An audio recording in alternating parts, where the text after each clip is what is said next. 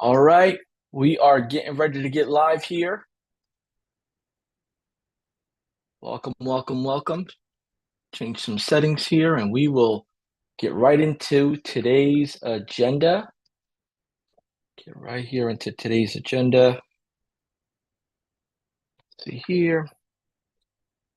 If you can see me, hear me, go ahead and throw some some uh some comments below. Let me know where you're tuning in from. Let me know where you're tuning in from. If it's your first day back here, if you're joining us here for the first time, or if you've been here since Monday, go ahead and throw that in the comment as well.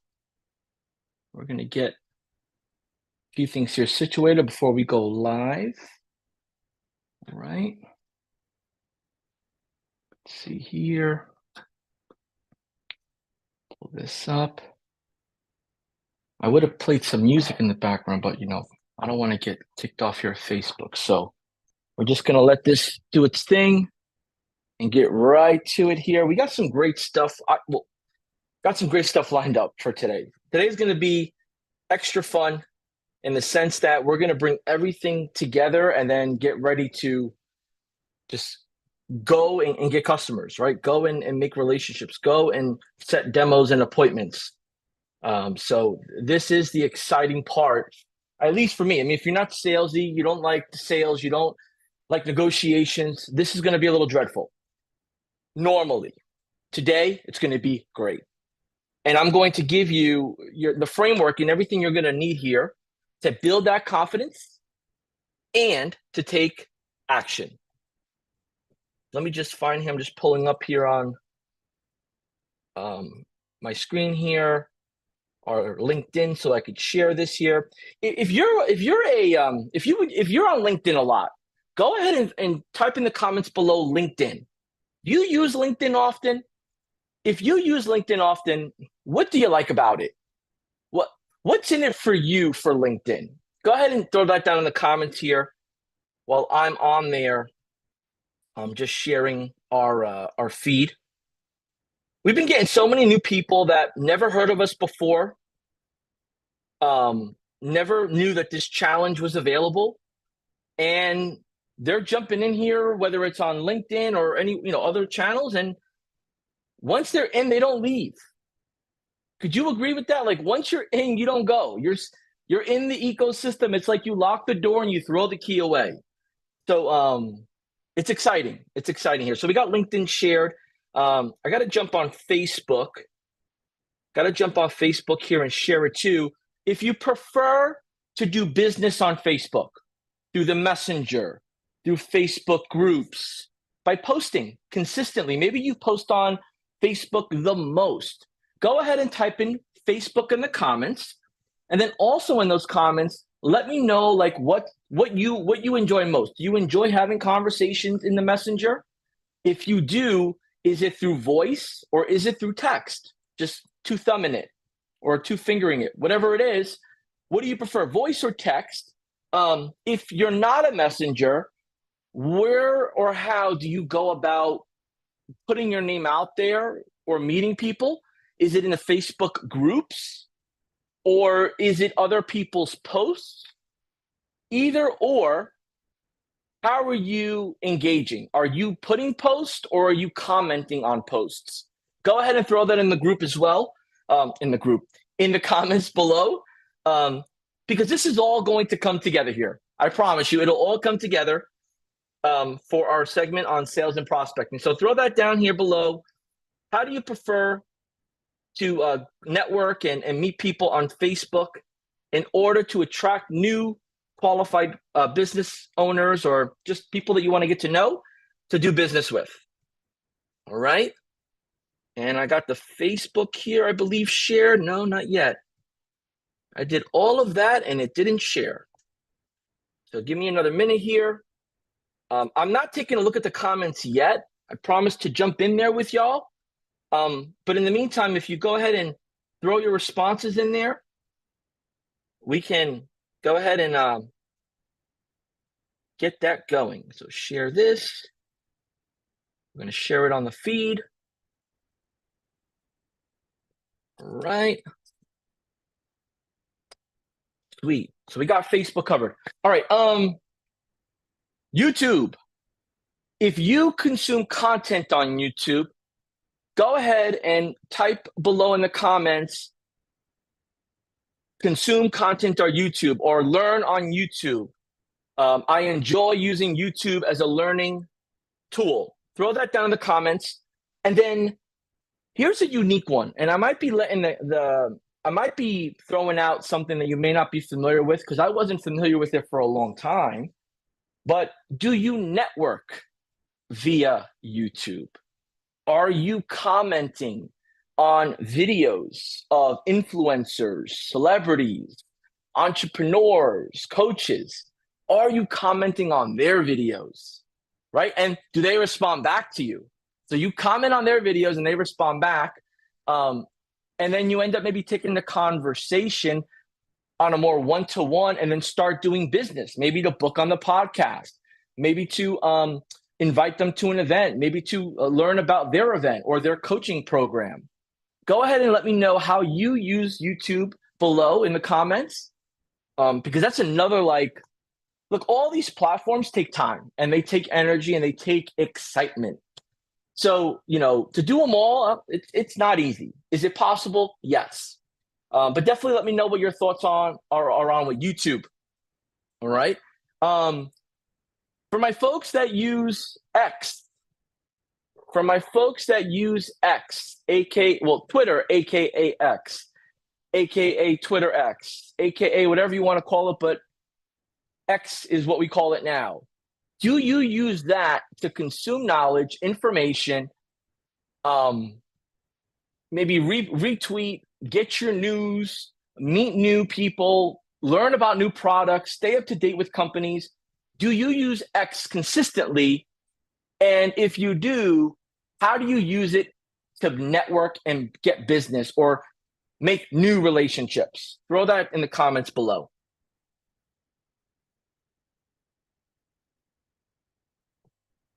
Throw that down in the comments below. Pull this up here. I gotta put this on mute. All right. So last, Instagram. Who uses Instagram to follow, like, comment, share? Do you post on your stories? Do you comment on stories? Do you comment on, do you respond through DMs? How are you using Instagram to build relationships, maintain relationships, get referrals, meet new people, stay up to date? Throw them in the comments below. We're about to get this rocket ship going. I'm just getting some fuel here, and we are going to be taking off. We're going to be taking off. But it's important. I ask all of what I've just mentioned for a reason, right? Because we're in an economy of social media first. Okay? We're in the economy of social media first, and you may have a different opinion, and that's fine. But the majority, in my opinion, are using social media in one way, shape, or form. Whether it's to influence, to research, to communicate, to follow up, to stay in touch, to be aware, or just to laugh, right? But social media has been adopted more, in my opinion, more and more and more. And it's important as professionals, fastpreneurs, marketers, agency owners, freelancers, those that are getting into the digital citizen world, that this up front, that if you're not in it, you can't win it. If you're not in it, you cannot win it, right? And I'm not talking about the lottery here. I'm talking about the game of making relationships, the game of not who you know, but who knows you, right? So awesome. And I'm sure that there's a whole bunch more social media platforms that are out there. If there's a social media platform that I did not mention, and there's a bunch that I didn't, go ahead and comment below and let me know how you use that social media platform. And WhatsApp, I consider it a social media platform, to be honest. Telegram, I consider it a social media platform. Snapchat, right? I don't use it, but I consider it is a social media platform. Do you use any of those? Do you stay in touch with any of those? Do you use Discord? Like, I could keep going on and on, so I'm going to stop right there. But as we get this part going, let's kind of share one thing here. We're going to go slideshow. Move this here. All right. Wide screen. Okay. So it's not a party without knowing where you're from. So as we continue on here, go ahead and type in the chat below, where are you from? Where are you tuning in from? Now, you don't got to give me your address here. Please do not post your address, but definitely post whether it's the city, the region, the state, the country. I'm cool with whatever you want to share. But I want our co-audience, all of, like, look at us as like in a stadium right now. We're like in a virtual stadium, right? So everyone's like, you got two people next to you, two people in front of you, two people in back of you. Everyone's got great energy, the music rolling, the conference is going, and you're like, wow, I'm in a great spot. And that's how I want you to feel today, right? And the reason I say that is to say this. The energy I bring is only as good as the energy you give me back. And although you can't do voice messages on the comments, your emojis, your uppercase, lowercase, your sentences, your paragraphs, all of that great stuff, it matters. I'm watching it. My team is watching it. My colleagues are watching it, right? Our co-audience is watching it. Just don't chat GPT me. Just don't throw a chat GPT response in the comments. I want it natural. I want it organic, right? So go ahead and comment below. I'm going to be me and give you all I got. I'm going to be me and give you all I got, right? Because we're about to get this started.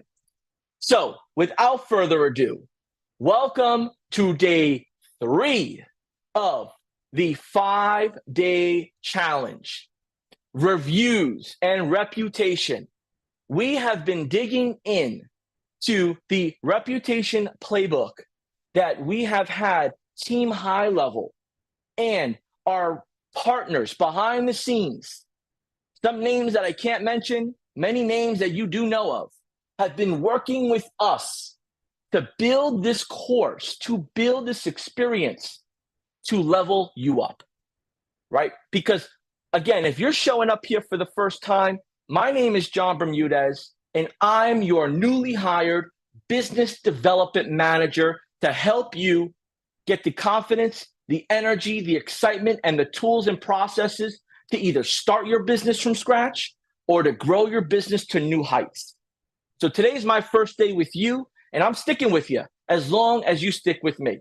So that being said, let me get this Zoom screen sharing, and let's get to the housekeeping, right? Let's get to the housekeeping. If you're tuning in from YouTube, right, I'm watching those comments too.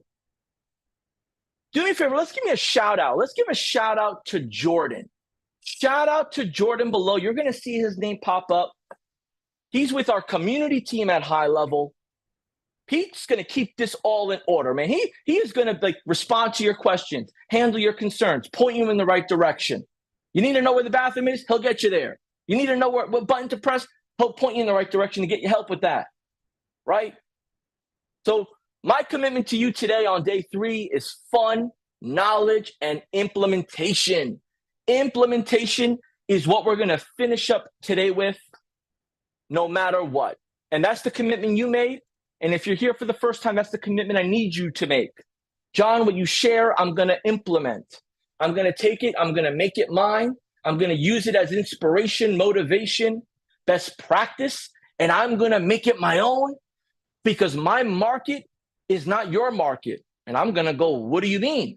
And you're going to say, because I'm hyper local. Hyper local. Yeah. I'm in my town, my city, my radius. You're in who knows where. I'm hyper local. I got to make it my style, right? So I want you to type in the comments, hyper local, my style, implementation. We did a little pause for dramatic effect. So what I gotta get me here, y'all, is I gotta get me the little box where it's got sound effects. I gotta get me the microphone. Y'all have been giving me some great advice, and thank you. Y'all have been giving me some great advice. The DMs, I'm responding back as fast as I can. We're gonna get this hooked up. Now, this isn't, a talent show or a concert here, right? But we got to make it fun, because boring learning gets you nothing. Fun learning gets you going, right? Cool. So without further ado here, let's hit to why are we here today? We're here today for day 3, sales and prospecting. And it's really broad. It's a broad title, right? But I'm going to get you some of the most important parts based on the experience, my opinion, feedback, what we've seen people ask for, what we've seen people do to get started at the level they're at. And the great thing about what I'm going to share with you is it might be a refresher, it might be brand new, it might be a combination of both, but it's yours for the taking. So day 3, prospecting and sales training. Tomorrow, we're jumping into fulfillment. And then Friday, we're bringing this home. We're bringing this home to the finish line with retention and ascension. John, I got like 10 customers. They're great. I'm like a month in with each or 2 months with each, and they want more. What do I give them? What do I do? I didn't expect this. I don't know where to go from here.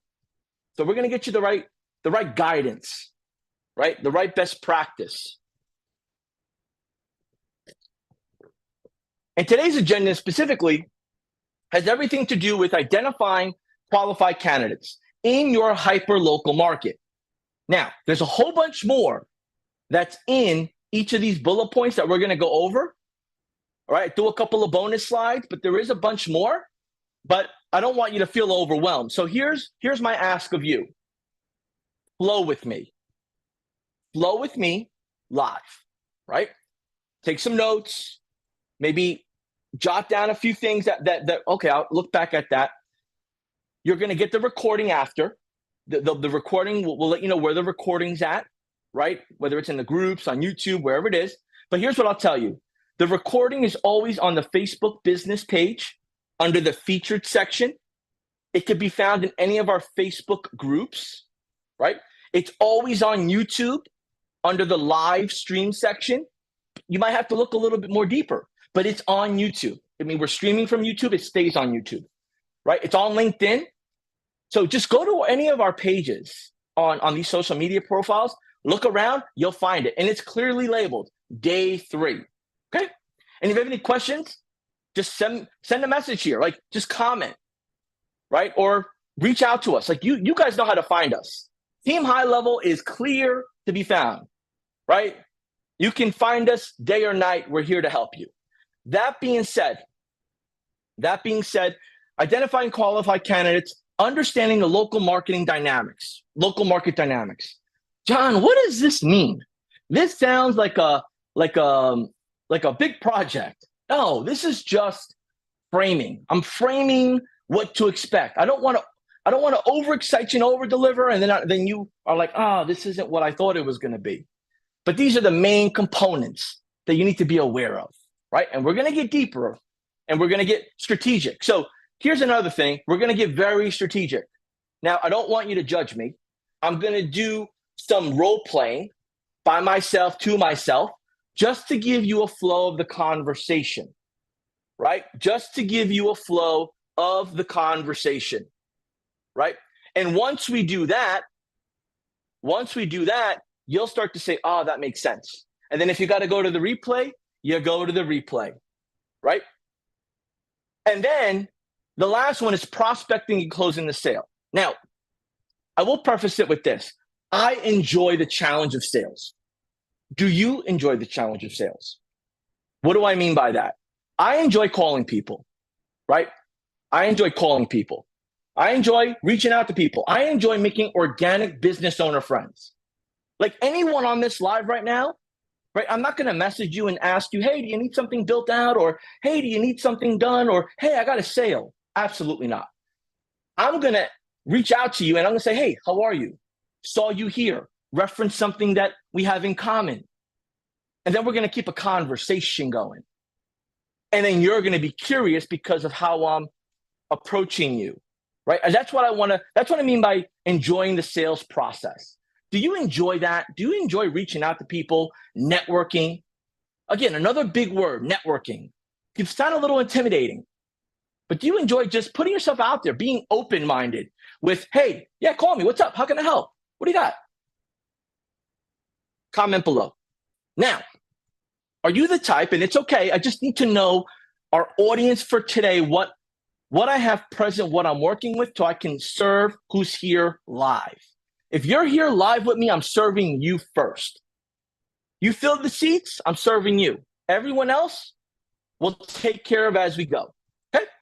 So, are you the type that you're a little bit more shy? You're a little bit more, I'll say hi back, I'll respond back, I'll engage, but I'm not going out of my way to call somebody, to network. I'm not going to go out of my way to do a bunch of email campaigns. I'm not going to go out of my way to position my product, right? And if that's the case, that's fine. But I will give you the warning, the disclaimer, you're going to have to adjust that just a little bit, maybe like a whole lot. But I'm going to show you how. I'm going to show you a way that it's going to be fun. It's not going to be intimidating, because what I'm privileged about is I love what I do, so I do it and I learn, I listen, and I'm able to help others. But what I want you to do is make it for you. So my ask of you is in the comments, jot down your feedback, your questions, your pushback, your opinion, your thoughts as we go. We go with that? Okay, awesome. And again, you're not crazy. I'm not judging you if you just comment yes, if you comment no, if you comment tell me more. Like, just pretend it's just you and I, and just you're commenting below because your microphone's broken, right? Your microphone's broken, but you're being courteous and you're letting me know and you're acknowledging. Cool? Cool. All right, let's keep the train moving. So we got help. HELP. This is the Go High Level helpline. You need assistance, you go here. You need help, you go here. You got a question, you go here. You want to get past this experience of it not working for you and you're about to give up, go here. There, right here. Go there, go to that link. Now, you can go to that link while I'm on the live, or you could wait, get all the information and go, or you can go now, go later, and then come back and watch the replay.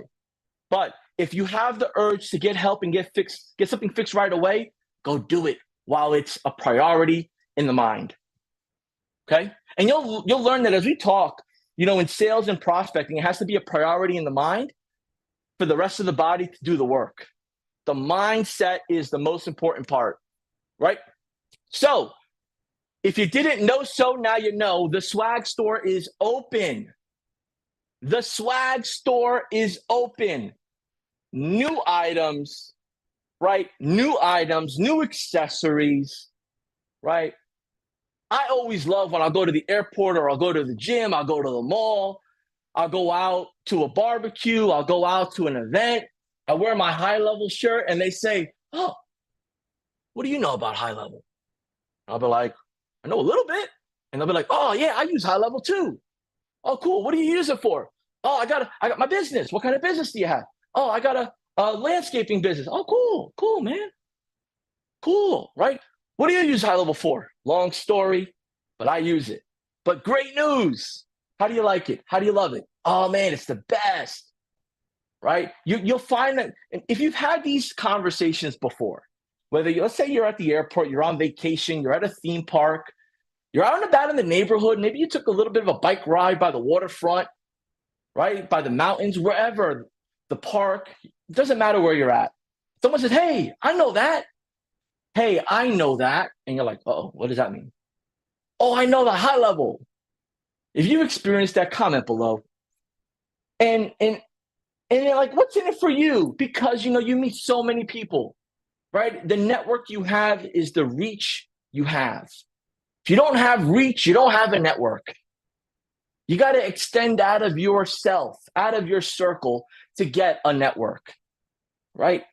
But it's always fun when I see that, hear that, and share that with me. So swag store is open. Get there now. You may be asking, what's the link? Of course, store.gohighlevel.com. Store.gohighlevel.com, right? Our team is packing and shipping every day, right? We're not as fast as some of the other big box stores, right? But this stuff is a hot commodity, and we get orders on orders, and we want to make sure you get yours right away. So get your swag, and we'll keep it moving.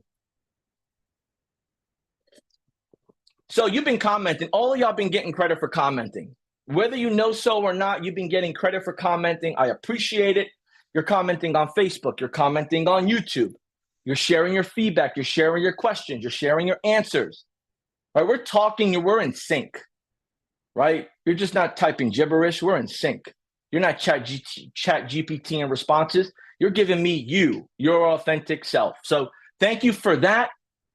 You're going to get entered in for the raffle. You're going to get entered in for the raffle. But John, when are you pulling the raffle? We're pulling the raffle at the end of this live session. We give about a 30-minute timeline, right? 30-minute timeline after the live ends for people to come and catch up. And then we pull that winner the next day. So, Jordan, drum roll, please. Our winner from yesterday is... Check the comments below. The winner's below. Go ahead and check the comments below. Give them a shout out. Show them some love. That is our winner below. Congratulations. We have a gift card to our swag store on the way to you. We can't wait for you to wear your swag, show off your swag, and just feel good about your participation, but also we feel good to have you here. Congratulations. Thank you for that, Jordan, and congrats to Roger Bremer Jr. Fun fact, I believe Roger was in our 5-day AI challenge, and now he's in our 5-day reviews challenge. I think he might have also been in the missed call text back with my compadre Paulson. If y'all know Paulson Thomas, right, and you think he's a great guy, cool guy, awesome guy, informative guy, let's give Paulson a shout out below. Let's go ahead and give Paulson a shout out below. I think he's recording something. I think he's with somebody getting ready for some new master classes that we got going on. But let's just show some love for Paulson below, because we're going to get this party started. But wait, we can't get this party started without a bonus raffle, right? It's Wednesday, at least in the United States, and it's 12:29 p.m. in the Eastern time zone, right? So Wednesday to me is fun day. Wednesday is middle of the week. What we're doing to close out Friday, and a summer Wednesday is even better, right? Summer Wednesdays, even better. So that being said, here's what I want to do. I want to invite you, if you love high level, if you appreciate high level, if you enjoy high level, if high level has helped you start a business, if high level has helped you grow your business, if high level has brought you some sort of positive in your life, we want you to submit a testimonial.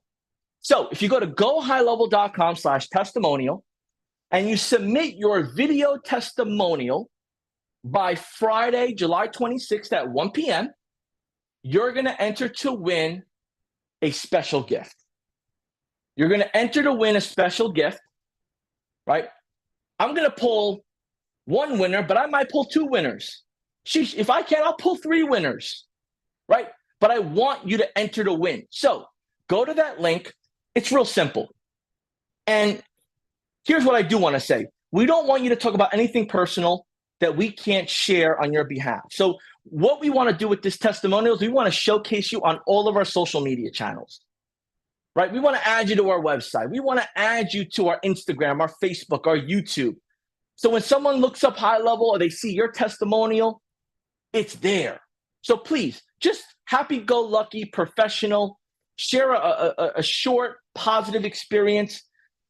Nothing too detailed, no revenue, nothing about money or things that, big things that we've done. Just keep it fun and let people know how you use it to grow your business or your clients, right? Because we want to promote this. And if you love our challenges, leave a testimonial for our challenges. If you love our education, leave it about our education. Leave it about anything of high level that you love. We want to share it and we would appreciate it. So we're going to give you a chance to win. We're going to keep this train going. And we always get new folks that are jumping in. They're always jumping in. And we appreciate y'all because y'all are sharing, commenting. It's getting a little viral here. We haven't broke the internet yet, but we're working on at least getting more viral, little by little, right? So if you're not yet on high level, but you came in here, you're rocking with me, go ahead and get yourself a free account set up on me. You're going to get a 30-day trial. And then when you go to that link is going to let the team know, Team High Level know behind the scenes that they are brand new. They just got it right now while we're on the Zoom, while we're on the live, and they're going to hook you up to get you fully set up. That way you don't got to worry about the basics that may not be basic to you. And once you do that, you get some additional benefits of being part of our high-level community, right? So to get this party started, I'm going to say go, and you're going to type high level, right? So I'm going to say go, you type high level. Go, high level. Go, high level. Go, high level. Go, high level. Go, high level. Go, high level. Let me see you type high level below because we're about to get this started. We're about to get this engine going because it's only right. So without further ado, let's talk about what we need to do when we get into the marketplace, right? How many of you are brand new to being a digital marketer, a freelancer? How many of you are brand new using a software like High Level? Right? Go ahead and just type in brand new. And so again, we're going to keep it general here because I don't want you to look too deep into it. But when I mean brand new is like brand new means I'm taking notes, John. So whatever you tell me, I'm taking notes. I'm going to reference it. I'm going to do my due diligence. I'm going to position it. I'm going to get better from it because I'm open-minded and I'm brand new. I don't know what I don't know, right? And then you being brand new, to know in your area who's who, what's what is important. From my experience to experts, to people that have, 10, 15, $30 million a year businesses selling software, selling marketing services, right? I want y'all to jump in the comments today and just, right, be my backup, right? Just follow my lead, be my backup, right? And just share some of your best practices. Now, you don't have to agree with everything I'm going to share as my opinion, but I do want you to share an alternative, or you may agree or say, this works great if you do this as well. So I welcome everybody. I welcome the questions, and I also welcome the support. This is a combination, right? So identifying quality candidates has everything to do with knowing your local market. So in your local market, you need to identify who's going to be good for reputation management. Who's going to be good for reputation management, right? Because in your area, if you go out and about and just say, hey, I do marketing, you're just like everybody else. You're just like everybody else, right? That being said, you want to make sure you're starting with a knowledge base of who, what, where, how, and why. So who do I want to start talking to? Maybe it's home service businesses. Maybe it's chiropractors, health services. Maybe it's chambers of commerce that you have some expertise. You want to start with your expertise. What do you know? And if you don't know a lot about something, this is where you need to start. learning a little bit more about something business-wise with business owners, right? So that being said, if you've worked in the restaurant industry, right, or you've worked in the retail business, or you've worked in the medical space, you know something that the general public doesn't know. But because you know that, the person you're speaking to in that industry is going to know that you know what they need or you know what they want, right? So that being said, as you start to have those conversations organically, and what I mean by organically is maybe you meet them by jumping on social media. Maybe you meet them by sending an email. Maybe you meet them by a reference. You have to have a starting point of knowing a little bit about their industry because it's going to get there really quick anyway, right? So we know businesses experience issues with a lot of things, whether it's physically in their store or it's digitally in their business, right? So, we have businesses that their credit card machine stops working, their internet freezes up, their lights and their equipment breaks. Well, they're going to call a specialist or an expert to help them fix that, right? But here's the gap in our digital space. People don't call up an 800 number that's on the back of their computer to get better reviews. They don't call an 800 number or just randomly call a marketing company from Google to say, hey, could you help me with my reviews? At least the majority don't. The majority are speaking to someone who they know, or they're sharing their frustration online and someone saying, hey, you should contact this person. So being known as somebody who can help is important, but knowing how to help is even more important, right? And companies look to enhance their online reputation, even if they don't have a bad reputation, even if they don't have an emergency. So I want you to think of this. You have people that are business people that are reactive and proactive, right? They're reactive in the sense that they got a bad review. I'm going to respond back and I'm just going to have my friends leave more reviews. Or reactive in the sense that I got 10 bad reviews and I'm going to get a lawyer, right? Like everyone has their own reactive approach, right? And unfortunately, everything I just said as an example doesn't solve the problem. Doesn't solve the problem, right? Then you have proactive. Maybe you have a well-established business that has an employee or a family member or someone that looks out for them that says, hey, you're doing great. Why don't you tell this story? Why don't you ask people for this? Why don't you go ahead and do this so you can get ahead of the game, right? You need to have that mindset to help others understand it. And that's where you come in as the expert. So with that being said, understanding the local marketing dynamics is knowing the industries, the businesses, the services, the type of people that are in the area, and being able to understand like what's going on. So let's say in your market, you have you live in a town or a city or a state or a region that has a lot of new businesses opening up. It's thriving. It's just people are moving in, new stores, new gyms, new retail, new restaurants. That's a good place to be networking, a good place to be aware of, right? And then you start to be able to see, all right, well, this place is growing. What else in the area is growing, or what else in the area is not growing as much, right? So you driving around or using Google Maps or looking at news press releases in your local area is being in the know. You got to be in the know. Go ahead and type in the comments, be in the know, okay? And as you start doing that, you're going to start to identify key competitors, key businesses, right? Those businesses that they're not big box stores, but they have a big presence. They have a quality presence, right? That's so important. And for you to know, like, let's say it's the best restaurant in town, you need to know who they are. The best plumber in town, you need to know who they are. But you may be asking, how do I find out who's who? By looking at their reviews. If you look at their reviews, start with Google.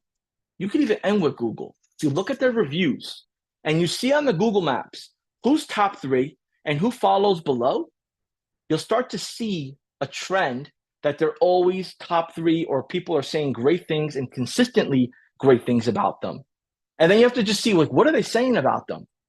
And then you have to look at the businesses in that area that are not top 3. What are they saying about those businesses? And you'll start to identify that those businesses don't even have reviews. They only have 5 reviews versus 50. They are only 7 or 8 of them that have good reviews. The rest have close to nothing, or they're poor reviews. These businesses are out of business. You'll start to know your areas or the areas you want to serve. Now, this comes up a lot. John, where I'm located in my region, my country, my state, my city, I don't want to do door-to-door. I don't want to go out in person. You don't have to. You don't have to. But you still need to know what's around. You still need to know what's around, right?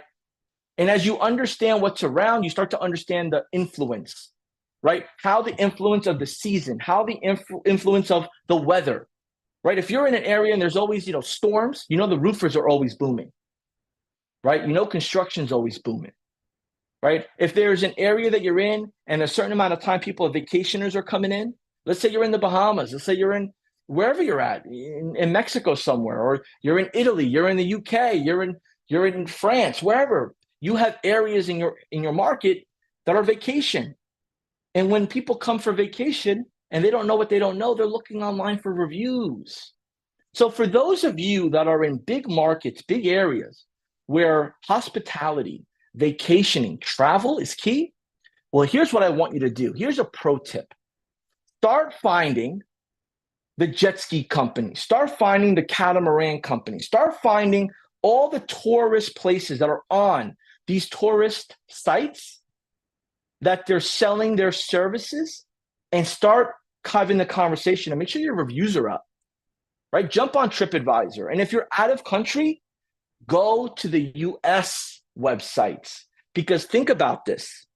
The US resident is looking at a magazine or a website that is particular or pertinent to your area, right?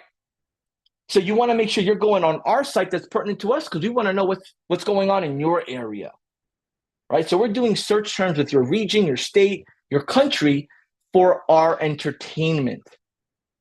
That's the most important part, is knowing, and almost, reverse engineering. You go on vacation, what do you do? Right? What do you do to find a great restaurant, entertainment, fun? That's what others do. Amazing. So with that market research, we want to use the digital version of this stuff because it's important. So here's an example. There are many high-end travel magazines that still print paper, but they are put onto a digital format.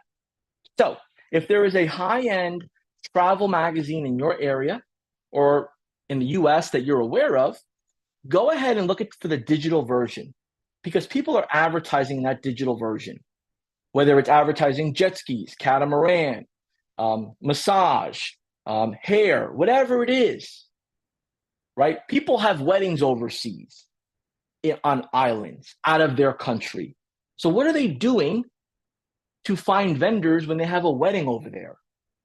People have parties. What are they doing to get the planning over there, right? Photographers. Think about these things. People that are coming out of the area to your area, they are looking at reviews. Go ahead and type in the comments below, reviews. Research is reviews for the consumer. Research is reviews for the consumer, right?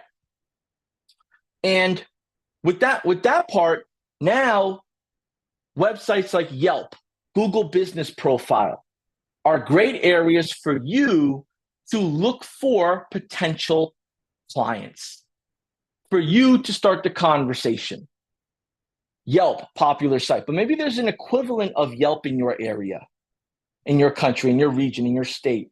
Maybe there's a hyper-local version of a local directory that people use to make decisions, right? So you want to make sure you're aware of that and start the conversation there, right? And as you do that, you start to see what others are doing in that area with the types of businesses that they have, right? So you start to see one person and then their competitors. So here's the thing. One jet ski company, you want to help them, you reach out a couple times. No answer, move to the next. but mention the other one. So here's an example. Let's say this is, let me find a name. Let's say this is Fast and Furious Jet Skis, right? They have 60 reviews, right? But their 60 reviews is a 4.0 stars. There's room for improvement there, right? Because there's some stuff that is a little concerning. So I'm reaching out to Fast and Furious.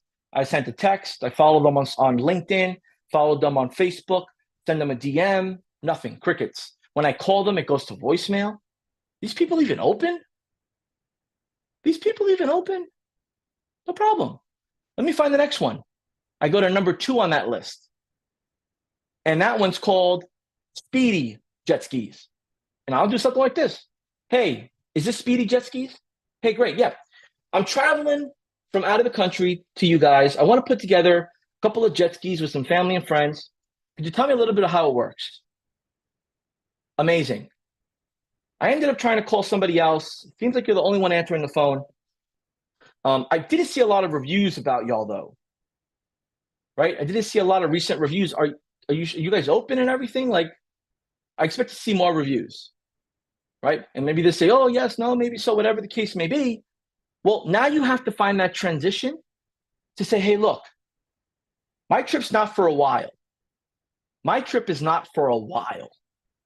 But would you be okay if I sent you over some information to get your reviews much more higher since you're in business and it sounds like you're busy? Absolutely. Right? Now, out of that role play, if you don't really plan on going there, well, then don't start with that. But let's just say, like, I like to travel. If you like to travel, type below, I like to travel. Right? Type below, I like to travel. Right? If you don't anticipate going there, so change it up. Change it up. Maybe you say, hey, I'm not sure if you know, but I found you number 2 on Google. And the other 2 people that I called before I called you, or found you number 3 on Google, the other 2 I called before you, I don't know if they're in business, but they don't even answer their phone. I had a quick question for you. Are you open? Are you accepting reservations? They're going to say, yeah. Why do you ask? And you have to find a gap. Oh, because your website doesn't say so. Or it looks like, you don't have an option to schedule anything. Right? And they say, oh, we do everything by the phone. Okay, great. Then you got to pivot. And maybe say, okay, cool. Do you mind if I send if you have a few minutes where I could chat with you and walk you through a few things? And then at that point, if you're interested, we could talk a little further about helping you get more reservations, right? And it's like back and forth chatter, right? It's a back and forth chatter, and you're going to fumble. You're going to fumble. But if you never practice or start, you're never going to have a chance, right? So it really comes down to your knee-jerk reaction, your knowledge, and your end goal. My end goal is just to have a conversation. I want to get a name. I want to get some sort of understanding of who they are in the business. And I want to get a little email if I can. I don't want to sell them on the phone. I don't want them to feel like their business is horrible. I just want to get who's who. Because most likely the person I'm speaking to is maybe not the person that makes the decision anyway, right? So that's how you start to really start those conversations.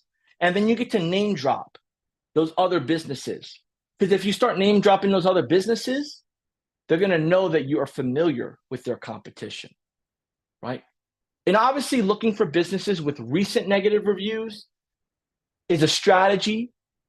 With low reviews is a strategy. With high reviews, but a low score is a strategy. You just got to do something and then build it into your strategy. So let's talk a little bit about the prospecting strategies, right? So, in order to start a conversation, you have to be the one to start it, right? So you have to get out of your comfort zone and make the phone call. If you're just going to send emails, maybe somebody responds back. Maybe somebody responds back. If you're afraid of the phone or you're not a fan of the phone, I say you're better off at least starting some messenger conversations and then making a phone call to follow up with that messenger conversation, right? Like, so for example, if I'm not in the mood to be on the phone, I'll send some messages with like a question, a short question. Maybe I'll say, um, what's the best way to get some pricing? And I'll send that message out to the business page. And then I'll do a little bit of research on who's the owner, because the owner's definitely on social media. The owner's name's listed somewhere, right? And we'll get into some of that. How do you find who's who, right? But you want to put a name to the business. If you're just going to reach out to a business blanket, you're not getting anywhere. There's got to be a human. You need the human. The human in the business, you're the gap in between, right? So you got to have a human as part of that business. You got to move on. There's so many more businesses out there. You don't have to just stick with one, but get a human in the middle, right? So the phone call, the email, the stopping by in person, right? That's like people get to see your personality. That's where it really starts to build momentum, right? And obviously, leveraging virtual networking. If any of you do any networking online, whether it's attending networking events, whether it's hosting your own networking events, or you attend in person, go ahead and comment, I do networking, or I attend networking events, or just let me know that you participate in some sort of networking. Type that below. The sweet part about that is it's a little bit of the long game, but not always, because somebody could be thinking about something for a long time, and by chance, right time, right place, you're there, they sync with you, let's talk business. Because a lot of people do prefer to work with somebody in person and hyper local. They don't prefer to work with somebody online or some random salesperson.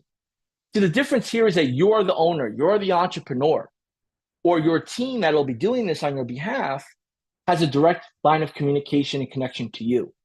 Where these other big companies, they just have salespeople that are out and about, and the salespeople's job is to get customers, and the problem is that they get bombarded, so they can't give you the service. So the people part is so key, and emphasizing on that, right? And then who you meet in person or online through a networking event, you got to connect with them on social media. So I say you have the big three lined up. You have Facebook, profile presentable, ready to go.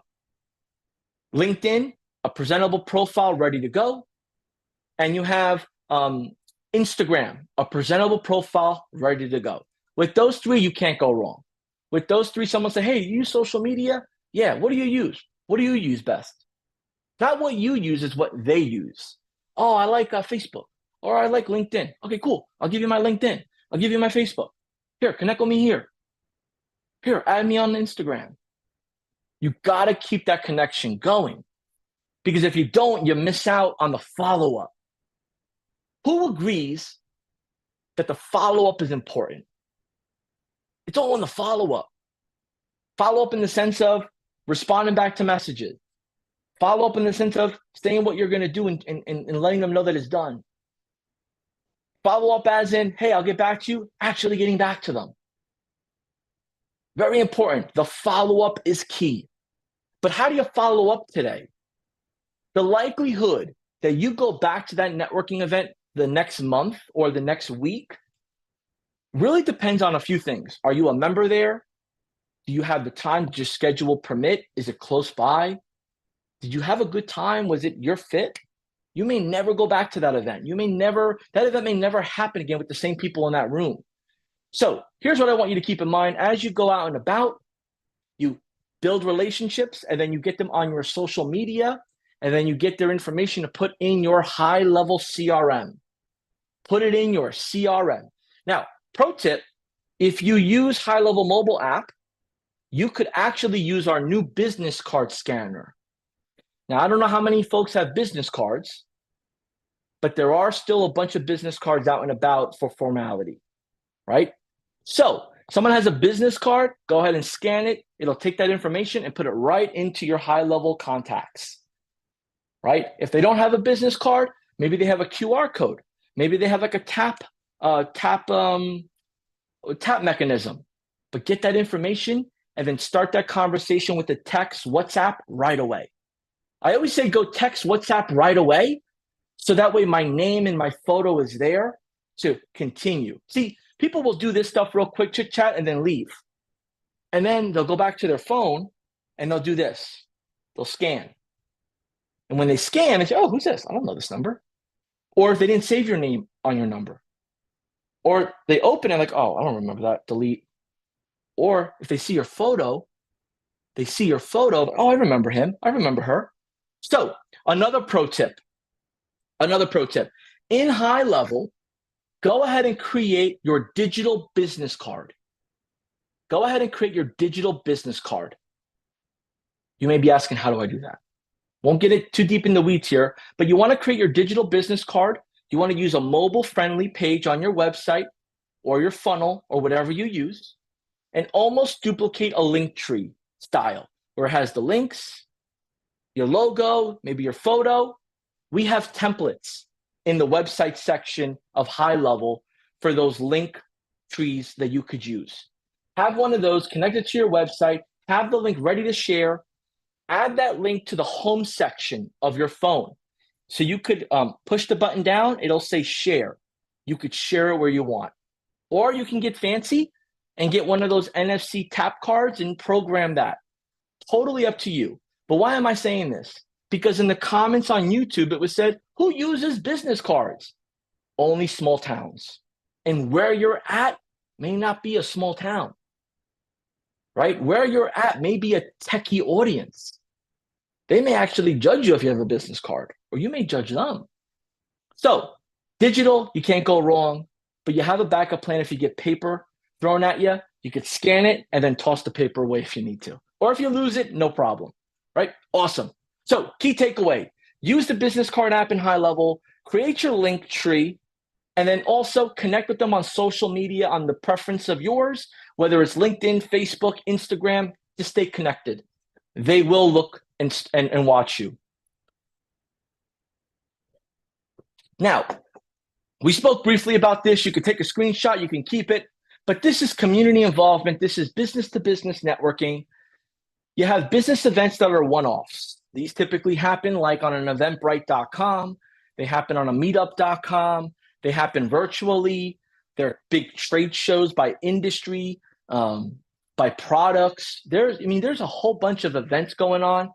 If you like to business party, all of these places have a little sort of business party, whether it's wine, drinks, food, chatter, breakouts, networking, music. This is where to go. Now, why is that important? Why is that relevant? Because people want to go where they're comfortable, right? So if people are going somewhere where they feel like they're in an interview, well, they're not going to go if they don't need a job. Most people that go to networking, they're not going for a job. They're going to meet people to either network with them to expand their awareness, right? Watch or see what's going on in the area, or bring on new customers. And these business events and groups, they typically start by being promoted on YouTube, on Facebook, on Instagram, in Facebook groups, on LinkedIn. People post flyers all the time. They're posting links to sign up. So the information is online if you use a Google search.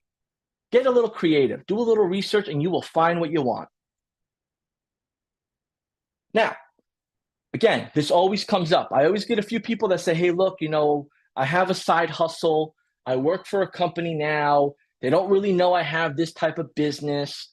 I don't want to be a salesperson. I just want to run my software business and give great service and just do what I love to do, which is be more techie, right? That's fine. So then this is for you, right? I don't need you to wear a suit and tie and a briefcase and walk down around and knock door to door. Absolutely not. But here's what I need you to do. I need you to have a personality. I need you to be excited. I need you to be approachable. I need you not to have this negative energy where people are afraid to talk to you. You don't want to walk with your arms crossed.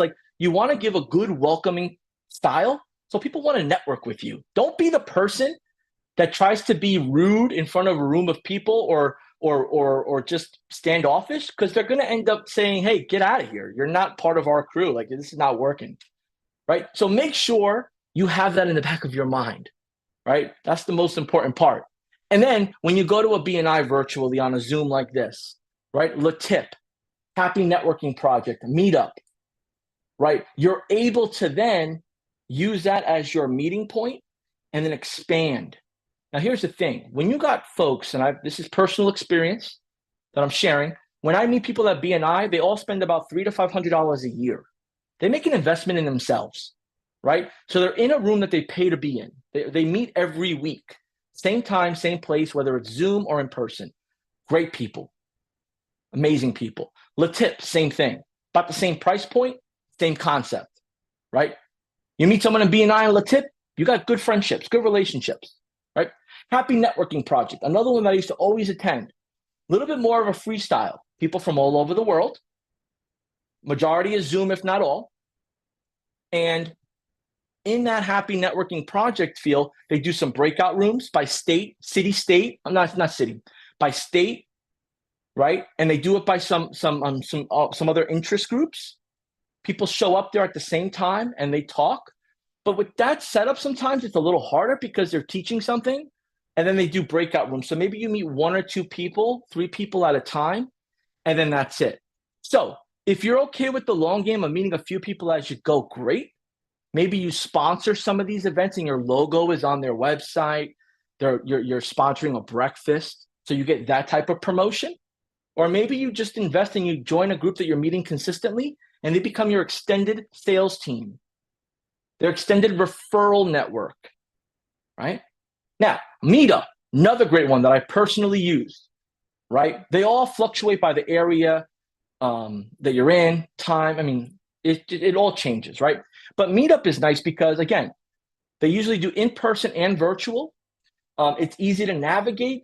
And again, you can go by interest groups, area, and just want a room full of people. Give me a room full of people and I'll do what I got to do to make it worth my time. But if I go in with the mindset of there better be millionaires there better be business people there better be contractors there, I better get something out of it, you're lost. Don't even waste your time. Just don't even go. Because that's the negative energy I was sharing, that people are going to not want to talk to you. You're going to have commission breath. Whether you're in sales or not, you're going to smell like you want money and money only. People want relationships. That's why they go to these things, to build what's in it for them over time, not on the spot, right? And now, to expand on the networking, whether it's in person or virtual, these are some ways you can do so. So every area in the United States, different countries and regions, they have some sort of chamber of commerce, whether it's state, region, city, village, they have a chamber of commerce. They usually host events in the morning time, once a month, twice a month. They sometimes do events where there's like tables where you could buy a table and like a vendor, right? And they have other chambers or other people that come in. But what's really great about them, and I'm just going to let the cat out the bag here a little bit for you. We actually created for you a Canva, easy to edit PowerPoint presentation, or Canva presentation. Right? I'm dating myself by saying PowerPoint presentation. A Canva presentation that you can use if you either get asked to, or you volunteer, or you pay to present. Right? There's different situations. So that way you can talk about reputation and the benefit of reputation. Now, with these types of events, and I can't go through all of them, but I'm going to touch on local chamber because that's where the bread and butter was for me. And I've seen others, and conversations I have with other people that have experienced it have similar stories. With the Chamber of Commerce, because they want to be educated, they're at different stages of their business, right? A lot of new people join there because they just joined the chamber and they want to just be educated. So you educate them by telling a story around reputation management. You get into the benefits, you get into how it can help them, right? And now they start to, after you do your presentation with the slides and everything, they say, hey, could you help me with that? Or what do you recommend? Or they'll like start with something like really humble, like, I'm not techie, or I don't know what to do. Like, this is not for me. I mean, what do you do in my case, right? And that's the conversation starter. And when someone comes up to you after that, then it's your job to be the capitan. You got to be the one to maneuver the conversation ship. But just like a cruise ship, the cruise ship can't move super fast. You got to go smooth. And you go smooth by your transition statements. You go smooth by the questions you ask. You go smooth with some pauses, and you go organic and authentic, right? John, what is organic, authentic? Like, just be yourself. And if yourself is something that you think would not be okay, like because maybe you're a little too loud or maybe you're too direct, well, then you got to make a little bit of a couple tweaks. You got to make some couple tweaks to be approachable, right? So to continue on here, industry association events, painters associations, plumbers associations, they host meetings from time to time. Military associations have events. School associations have events. Then you got like the small business networking groups that there's no pay to join. They're just, a couple of realtors, a couple of professionals, different industries. They meet once a week or every other week or once a month at the coffee shop, and they just talk, right? You got to want to talk to people. And then you have others similar to that, the trade shows. Those are the ones that you find at the big convention centers nearby. You find them at the big hotels nearby. And typically those vendors, a lot of cases, they work for the bigger business because the tables are expensive, especially if they're big trade shows. But you'll also find people that are like-minded that are walking around as spectators to learn about it. And what's great about like trade shows and expos is they have like breakout sessions. And a lot of them now have like business card exchanges. Like, here at 12 o'clock, you can meet and, speed networking, right? Or, hey, drop your business card here. Or, hey, present a 30-second pitch, 30-second elevator pitch, right? And they have these little workstations where they get creative and you could tell your story because people like stories. People like to see personality. They don't want to just know you do reputation management. They don't care that you do reputation management. They want to know what you do for people to help them grow, help them make money, but also how you help them bring the best out of themselves, right? Like you're a human just like them, so treat them like it. So, you also have professional development workshops. What I've experienced and participated in and collaborated with was with the Small Business Association. They're throughout the world. They're in different areas, some more than others. But the Small Business Association is great because they do workshops, and in those workshops, they teach you. Maybe they ask you to be a presenter or some sort of panel, right? Or you're just in the room networking with like-minded people. You gotta be in the same room as like-minded people, right? And with those professional development workshops, they also have little breakout areas. University colleges, if you went to an Ivy League college, that network is solid.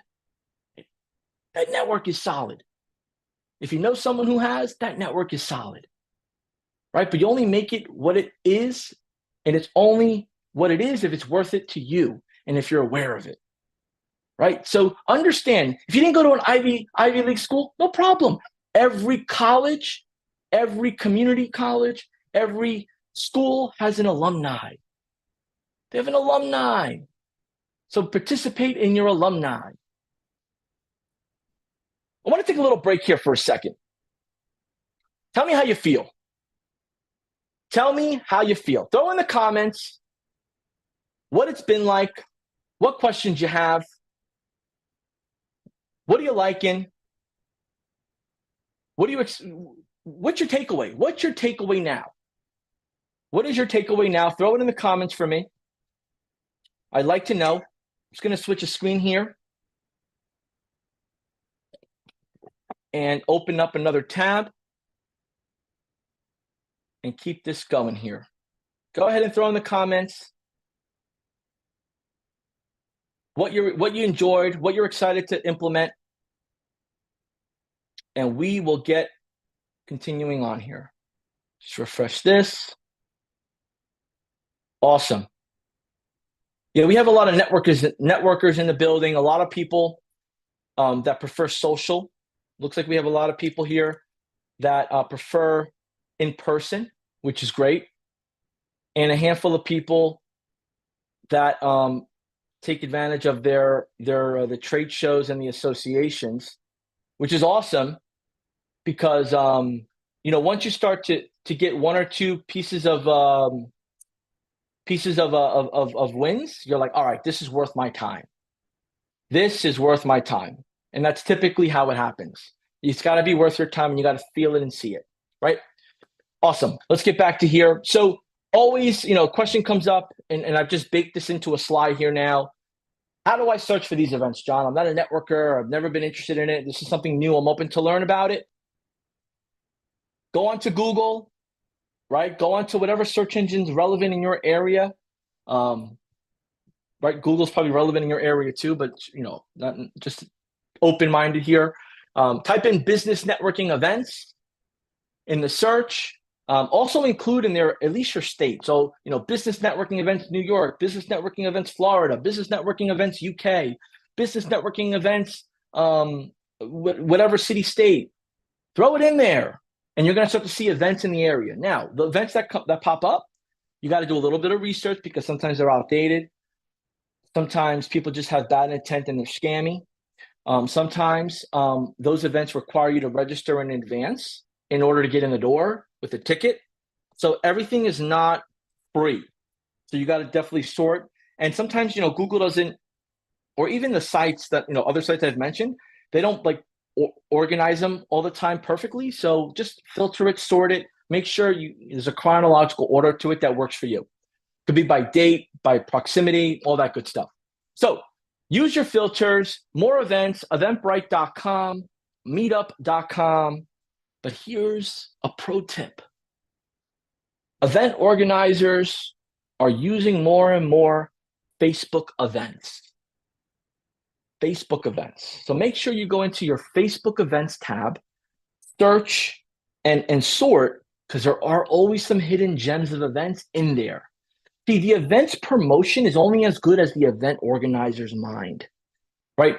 So an event organizer might be great at putting on a good event, have everything set up to be an excellent experience, but their promotion efforts may not be the best. They only know what they know. So because they may know Eventbrite, they'll put it on Eventbrite. Because they know Facebook, they'll only put it on Facebook. Because they're aware of LinkedIn, they'll put it on Facebook and LinkedIn, and that's it, right? And sometimes people just leave it on the chamber site and that's it. So you have to do a little bit of searching in different areas to bring it together for you. My recommendation is you have a calendar for each month and just plug in the events. Don't commit to it if you don't want to. Just put it in the events so it's visible to you, and then you can go if it fits your schedule, right? Making it fit your schedule is just being aware of when it is. If you don't know when it is, you're not going to be able to go. So we've talked about networking. We talked about almost like pretty much cold outreach, right? Or making business owner friends, meeting people for the first time that are like-minded, right? And over time, those people, they become closer friends. And then time goes by and it parts ways, right? So you might meet somebody 6 months ago that you had a great conversation, you did some business, you're good relationship, and it parted ways. That person now 6 months later could be part of your Dream 100. So what we're going to talk about now is the Dream 100, building on relationships that you have in your phone, right? In your email, in your tablet, previous locations, like, I got, business cards. We're talking about business cards, right? So I got a business card that I met a while ago from the SBC, right? I'll reach out to her. And, this person was from an event, right? So this is contact information, but it's only as good as what you do with it. So you might have a stack of business cards at your desk. You might have your phone with some contacts. You might have your old phone that you got a new phone and you never switch contacts. Go to that phone. Work with what you have because they're familiar with you.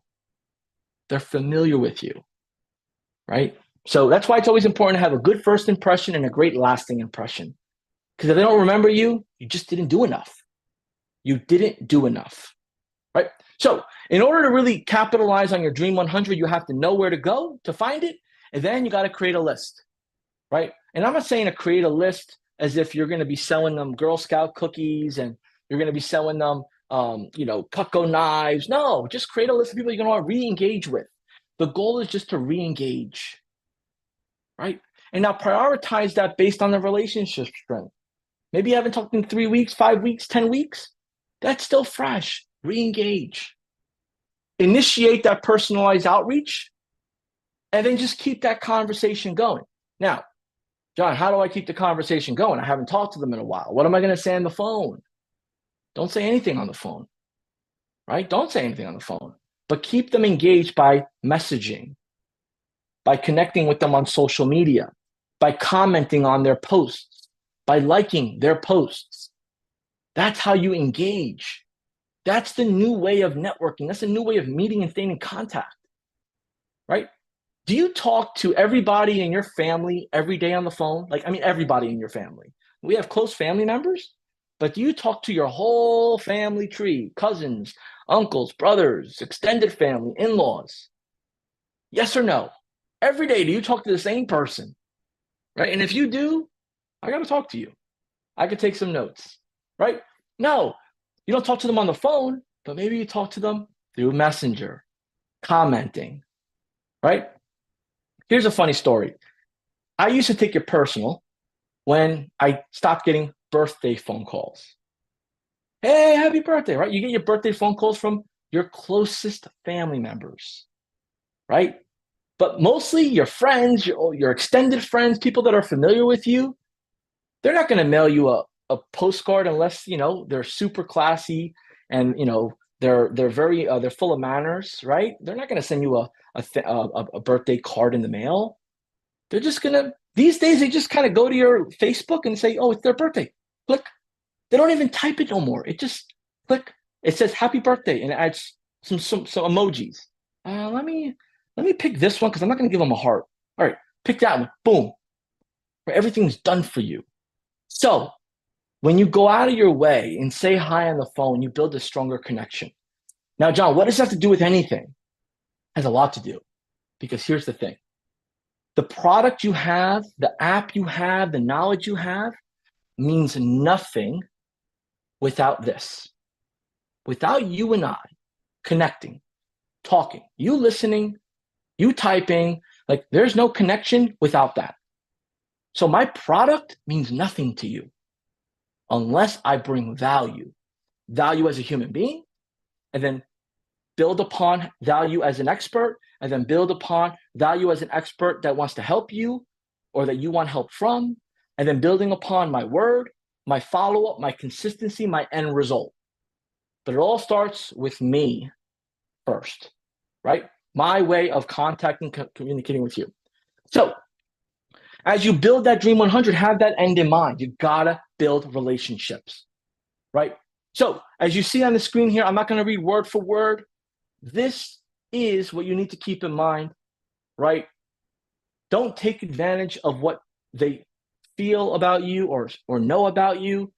Just know that it makes it a little easier if they trust you. But that doesn't mean anything more than you still have to earn more trust and keep your word, right? So in the comments below, trust is key, but also delivering on your word. Trust is key, but delivering on your word is key. So as you start to build out this Dream 100 list, you need to do a little research. I'm not saying to do a deep dive research of an hour's worth. You want to at least see if they have a business still. Maybe they're no longer in business. You want to see what they have going on their website, on their social media. Just do a little bit to know what they have happening. So that could be part of your conversation. If you don't know what's happening, no conversation. You can only talk about the weather for so long. You can only talk about yourself for so long. You can only make jokes for so long. There has to be substance and context. Well, no one cares about anything but themselves in that conversation. So you have to be the one to make it about them, so they ask about you, okay? So tailor everything around them and then build upon how you fit in, right? And you want to see, here are a few things to keep in mind to start to reverse engineer. Could they use your help? Could they even use your help? So if they don't have a business, they can't use your help. So that goes down to the low priority list. They do have a business. If I go to their Google and I type in their business name, do they show up? Yes, no. Can I reach out to them? Do they have a phone number? Do they have a website? Yes, no. No Google business, no phone number, no website, no pictures, no nothing. Opportunity. Because the question to ask yourself is, are they losing out because of not having photos, phone number, reviews, or even a profile? Absolutely. Because people go to Google to get information or to take action. So obviously following up, having good conversations. Don't be salesy. Don't be too pushy. Don't make them feel awkward. Don't tell them, don't be the expert unless they ask you or invite you to be the expert. Just be a human being and just go at their pace, but be just a step or two ahead by knowing or guiding the conversation where you want to go to help them, right? And patience is key. And the overall goal is to personalize, frame your questions to get the answers you need to help them, whether they realize they need help or not, build relationships and value, and genuine connections will aid the result you're looking for, which is helping them and them trusting you and doing business with you. So, John, you went over a lot of things that I'm familiar with already. Great. Awesome. Then do it. Then you should have no problem getting your first sale by Friday. Because this is, in my experience, in my opinion, this is like 80%. 80% is outreach, follow-up, building. 20% is just saying, hey, this is what we do. This is how I do it. Let's close it. Let's do it. So if you got this down packed, well, then help someone else to see it and hear it and feel it and be the example. So my challenge to you is to get that first sale. If not, follow my lead. Let's talk. Let's share feedback. Let's enjoy. Let's learn. Cool? Cool. So if you're excited about some tools, right? If you're a techie, type in the chat techie. I love tech. So here are some prospecting tools within High Level that you can use. Obviously, your High Level CRM is everything. Whether it's scanning the business card through the business card app, whether it's having forms of that information flowing in, QR code scanning, whatever it is, you want to make sure all your leads and all your relationships are in your CRM, right? We have ways to import easily, fast. You just got to be familiar with it, right? And now you're able to, when you do that, take them out of your phone. This is not the tracking. This is just a communicator. You want them in your CRM, and you want to use the app on your phone to do the networking and the transactions, right? So that being said, the High Level Prospector tool, we went into that in depth yesterday, right? Showing some information, having some information available, or you at the very least using it to be educated. Do not spend hours trying to find research and be a digital detective. I've been there and done that. It's broken my heart when they say, oh no, I'm not interested. But wait, I spent 2.5 hours to do this. I didn't ask you to. I'm not interested. I already have somebody. So that being said, you use the prospecting tool, let it run the scan. It takes about 2.5 minutes, if that. Let it give you a PDF, print it out. If you got a printer in the car, use it. If you got a printer in the house, use it. If you want to use your tablet, use it. It works in all areas, right? And then the next prospecting tool is the social media integration within High Level. So connecting all of your social media profiles, right? Because here's what will happen. You send messages out, you connect with people, they respond back, it goes into your CRM as a contact. It goes into your CRM as a contact. Then what? Well, if you have your AI chat, it'll chat and talk for you, right? If you have a good conversation, it'll be in the contact. So you don't have to go through emails and social media platforms. It's all in one, right? If you want to get more information and add it, you add it right from your contact in your CRM. And then from there, you could do email campaigns, text campaigns, database reactivations, follow-ups. You can set up workflows and automations. Who remembers that yesterday? The automation tree, the snapshots, right?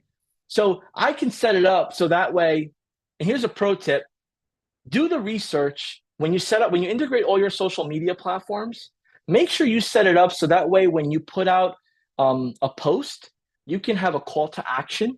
So let's say I'm putting out a post that says, hey, everybody, I'm hosting this networking event. If you want more information, type in the chat below network.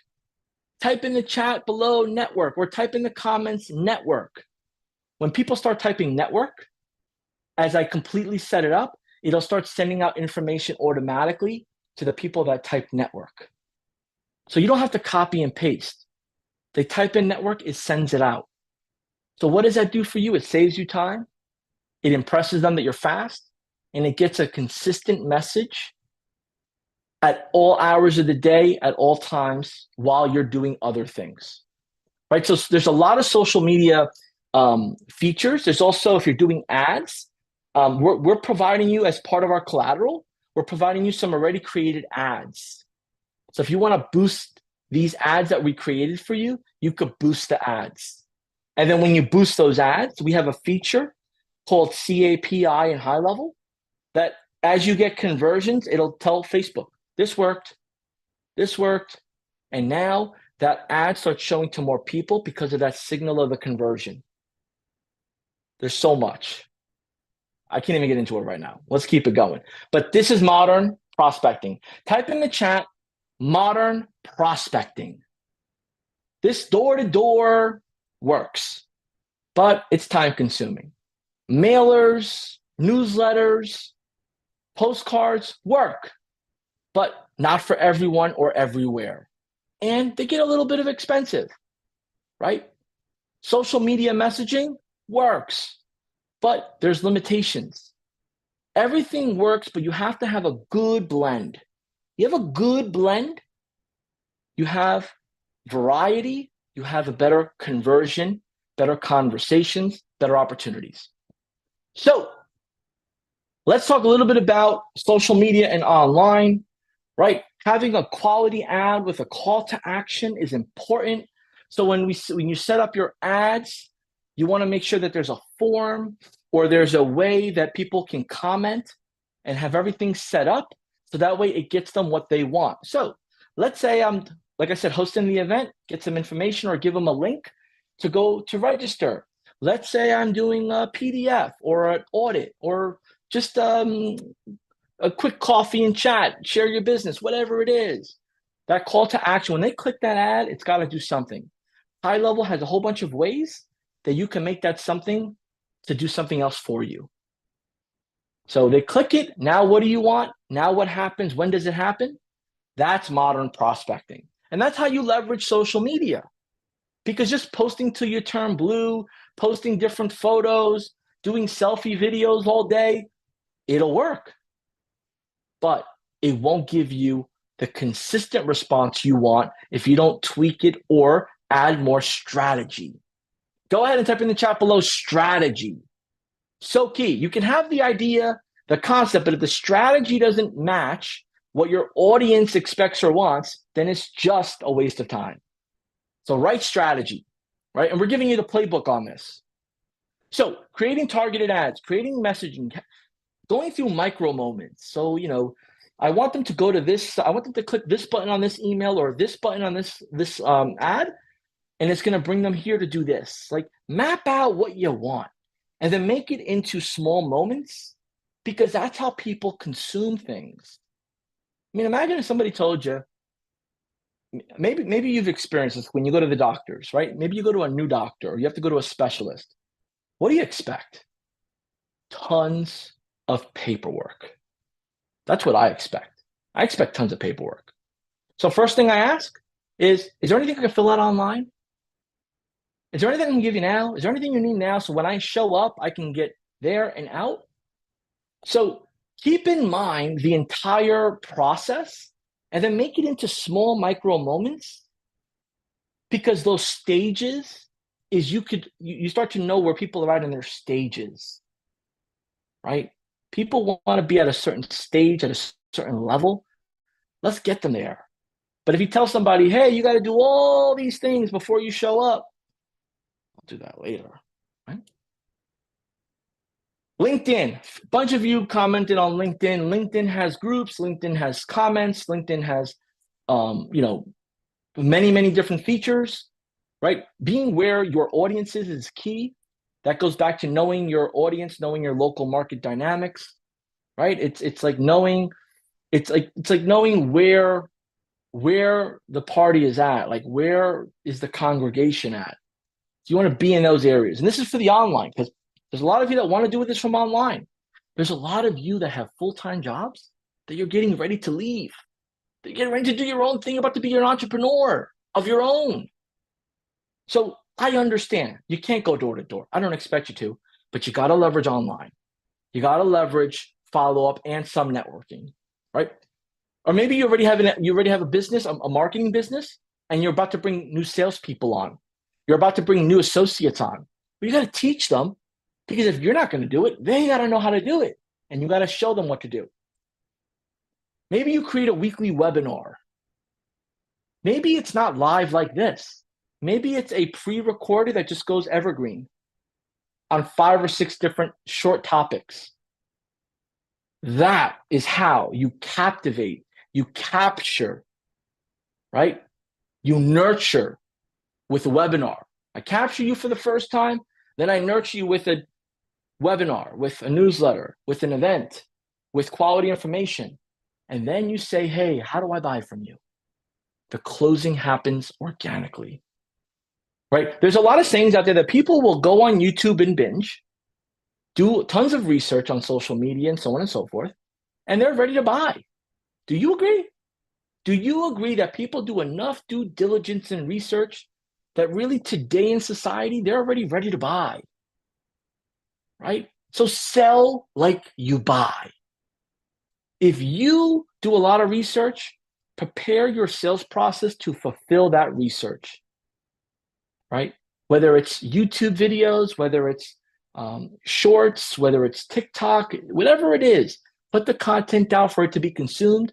So they go through the knowledge assembly line and they say, hey, I'm ready to go.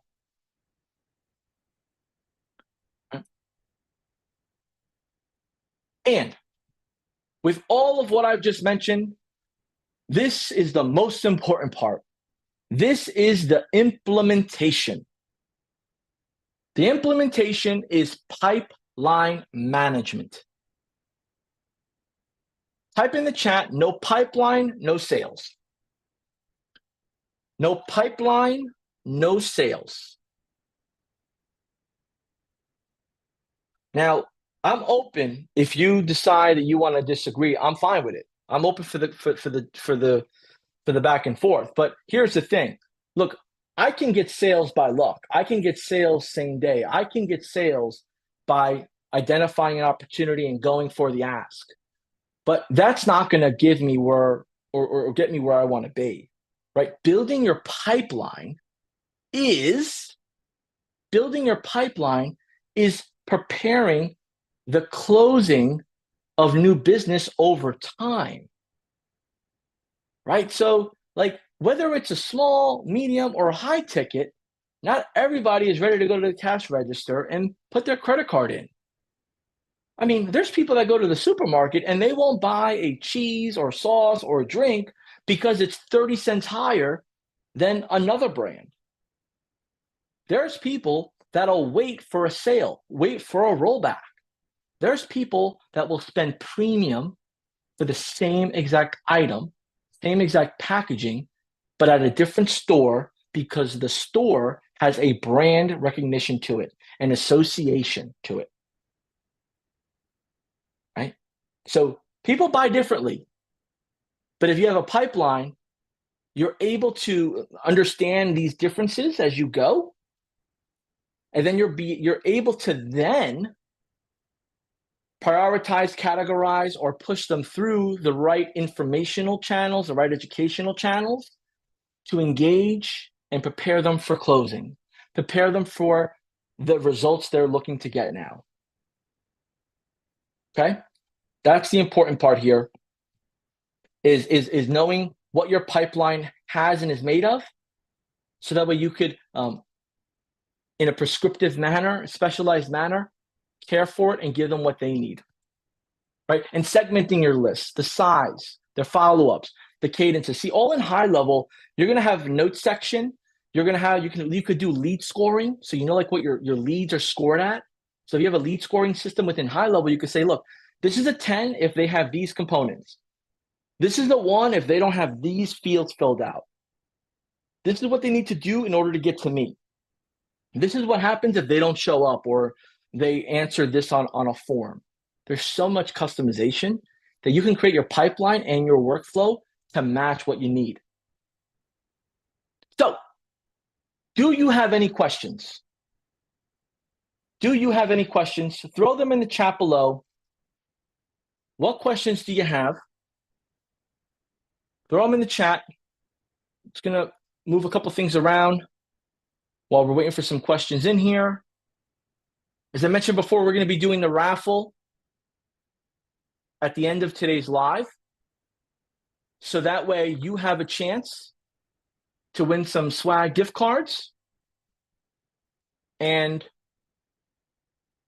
we're also going to do the raffle on Friday. We have a lot of great things happening at high level. Like, I can't even begin to share everything because this isn't the place to do it. But if you haven't gone to gohighlevel.com/events, you got to get there. Tons of events coming up that we have happening. If you haven't gone to our blog, gohighlevel.com/blog, we just put a whole bunch of new blogs. If you haven't gone to our YouTube, we've just put up a bunch of new episodes on our YouTube under the spotlight sessions and product releases. And why am I sharing this? I'm sharing this with you all because the knowledge and information and example you see from high level as your operating system, maybe you take a nugget or two and do in your business because you see it work with ours. See, we have a good sample size that you'll know if it's worth your time to even consider implementing. So I want to make sure that you're leveraging the resources, the gohighlevel.com/blog, the events page on our site, our YouTube channel for all of our interviews, workshops, product releases. So important, right? So I'm going to get back here to our presentation on what we got.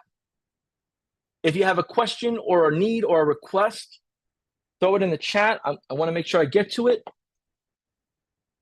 Right, perfect. Share here.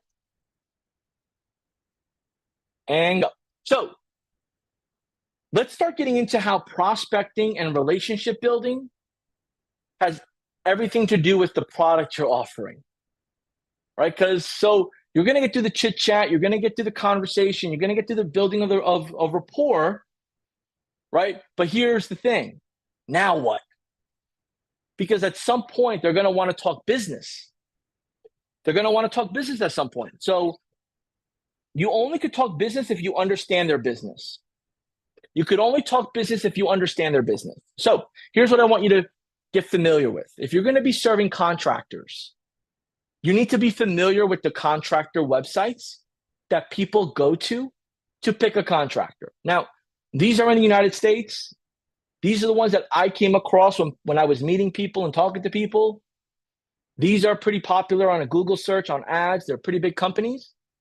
Be familiar with them, right? Because every of these sites have their way of showcasing contractors, their stories, and their reviews. But customers, more importantly, use this as their social proof. Go ahead and type in the chat, social proof.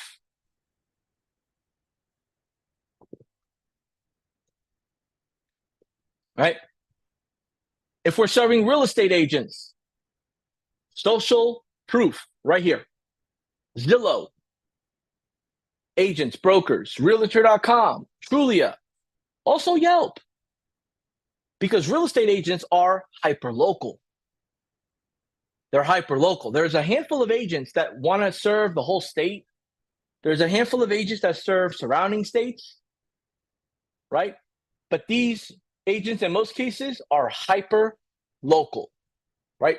So make sure you're familiar with those hyper local sites.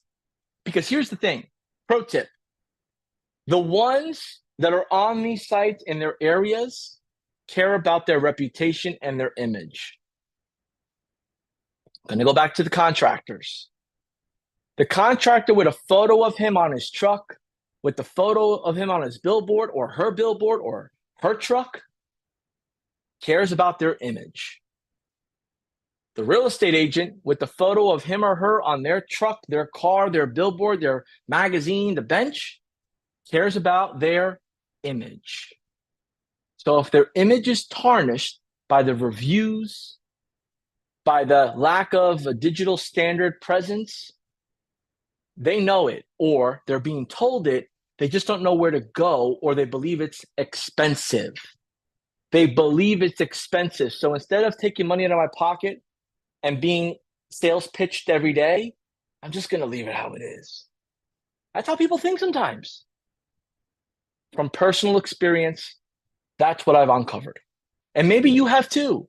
If you have personal experience, jot it down below. What's your personal experience with people and their reputation and their image? Healthcare, chiropractors, physical therapists, psychologists, counselors, eye doctors, dentists, they're on these sites too. Some are on some or one, some are on all, plus more. Their image with their picture, with their profile, their building, all tells a story. I take it serious. I care. It's important, right? So keep that in mind psychologically. Sales, psychologically, has everything to do with what we want others to see and know, right?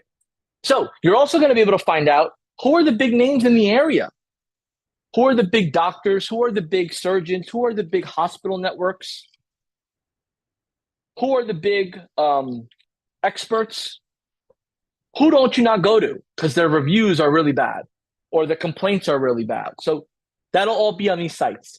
Leverage it, right? Restaurants, Yelp, great. Maybe you love Yelp, maybe you don't. Maybe you use it, maybe you don't.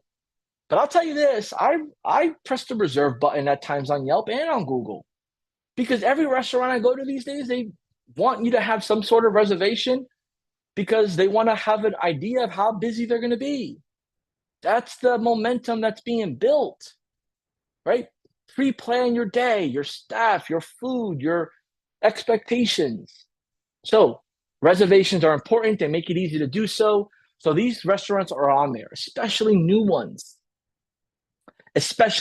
So when someone opens up a business, the salespeople from the alarm companies to the restaurant vendors, to the liquor stores, to the liquor vendors, everybody starts going to the restaurant. So if you don't get to them quick, or if you're not partnered with somebody that does sales outside, so here's pro tip coming up. Go on LinkedIn and find the top President's Club Award winner in your area, in your region, that serves your ideal customer, right? So, telling you this from personal experience, you find an alarm company, a garbage company, somebody who has a great relationship with local businesses, and they've won president's clubs, or they've won awards, or they have a great online presence, and they're out there. Well, they're going to throw referrals your way, and in return, you're going to give them referrals. So it's a great referral partner, right? But you don't know who's who unless you know who you guys want to serve and who's popular in the area, right? Sites like TripAdvisor, like I mentioned before, people that travel, whether it's different states, areas for seasonality out of the country, they go to sites like TripAdvisor and others because they're trusted sources. Be familiar who's on the first page. Be familiar who's sponsored. Be familiar with who has a write-up. Everything these days is pay to play. What do I mean by that? If there's a sponsored ad, they're paying for it. If there's an article that says sponsored, they pay for it. If there's a banner, they paid for it. So they're paying for their image to be seen. What do their reviews look like? What do their reviews look like? And where do they not have reviews? That matters, right? Not everybody has reviews on Google. They should all have reviews on there, right? So,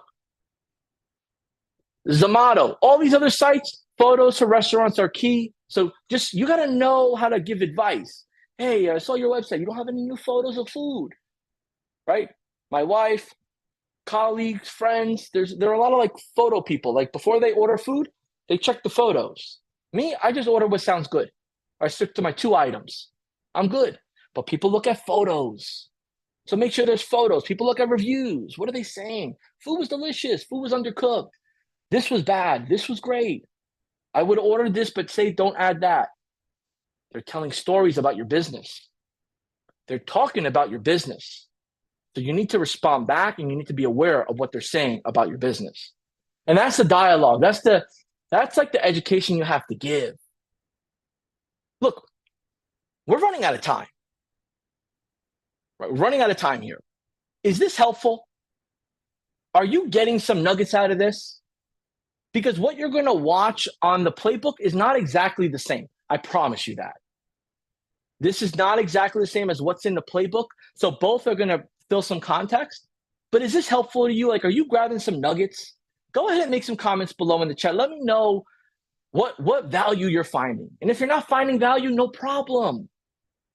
No problem. Share what you wish you would have learned. John, I wish I would have learned this. John, I was hoping to learn this. I don't know why you didn't go over this. Give me both. I'm okay with it.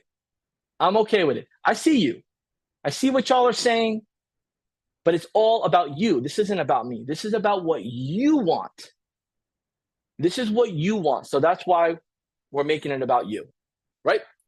So med spas, these are the sites.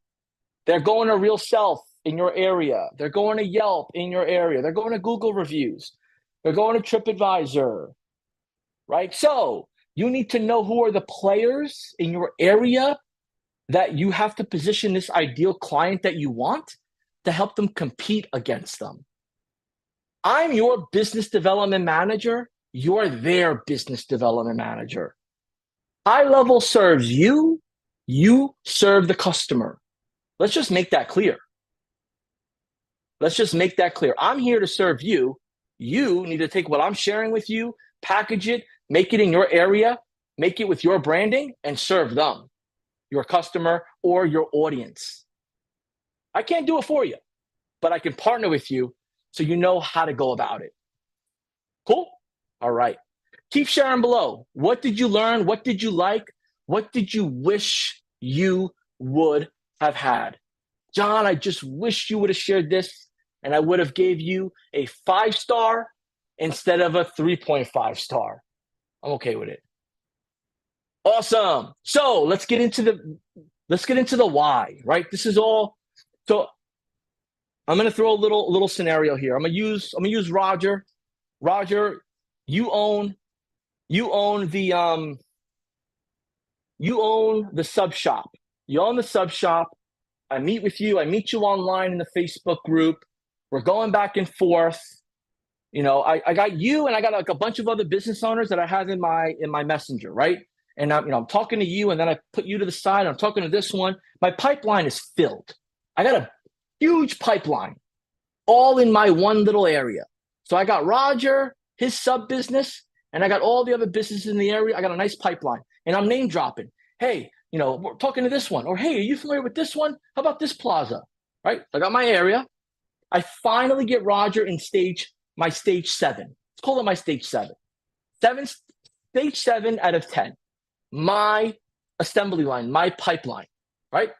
Stage 7 is now I'm going to his business, or I'm talking to him online. We're going to get into business now, right? So with that being said, I need to say, here, look, Google's important. You obviously are aware of it. These are some things you want to mention, not all at once. You want to be knowledgeable to include as needed. See, what you don't know is what could hurt you. What you know is what you could be protected from or use to help others. So make sure you're aware, right, of what and how Google works with our platform and what it does for your potential customers, right? And here's why, right? Because it's a high trust factor and there's insights and people use it because they're understanding and it tells them a story about how they should be working with their customers. So how does this work for Roger, the sub shop owner?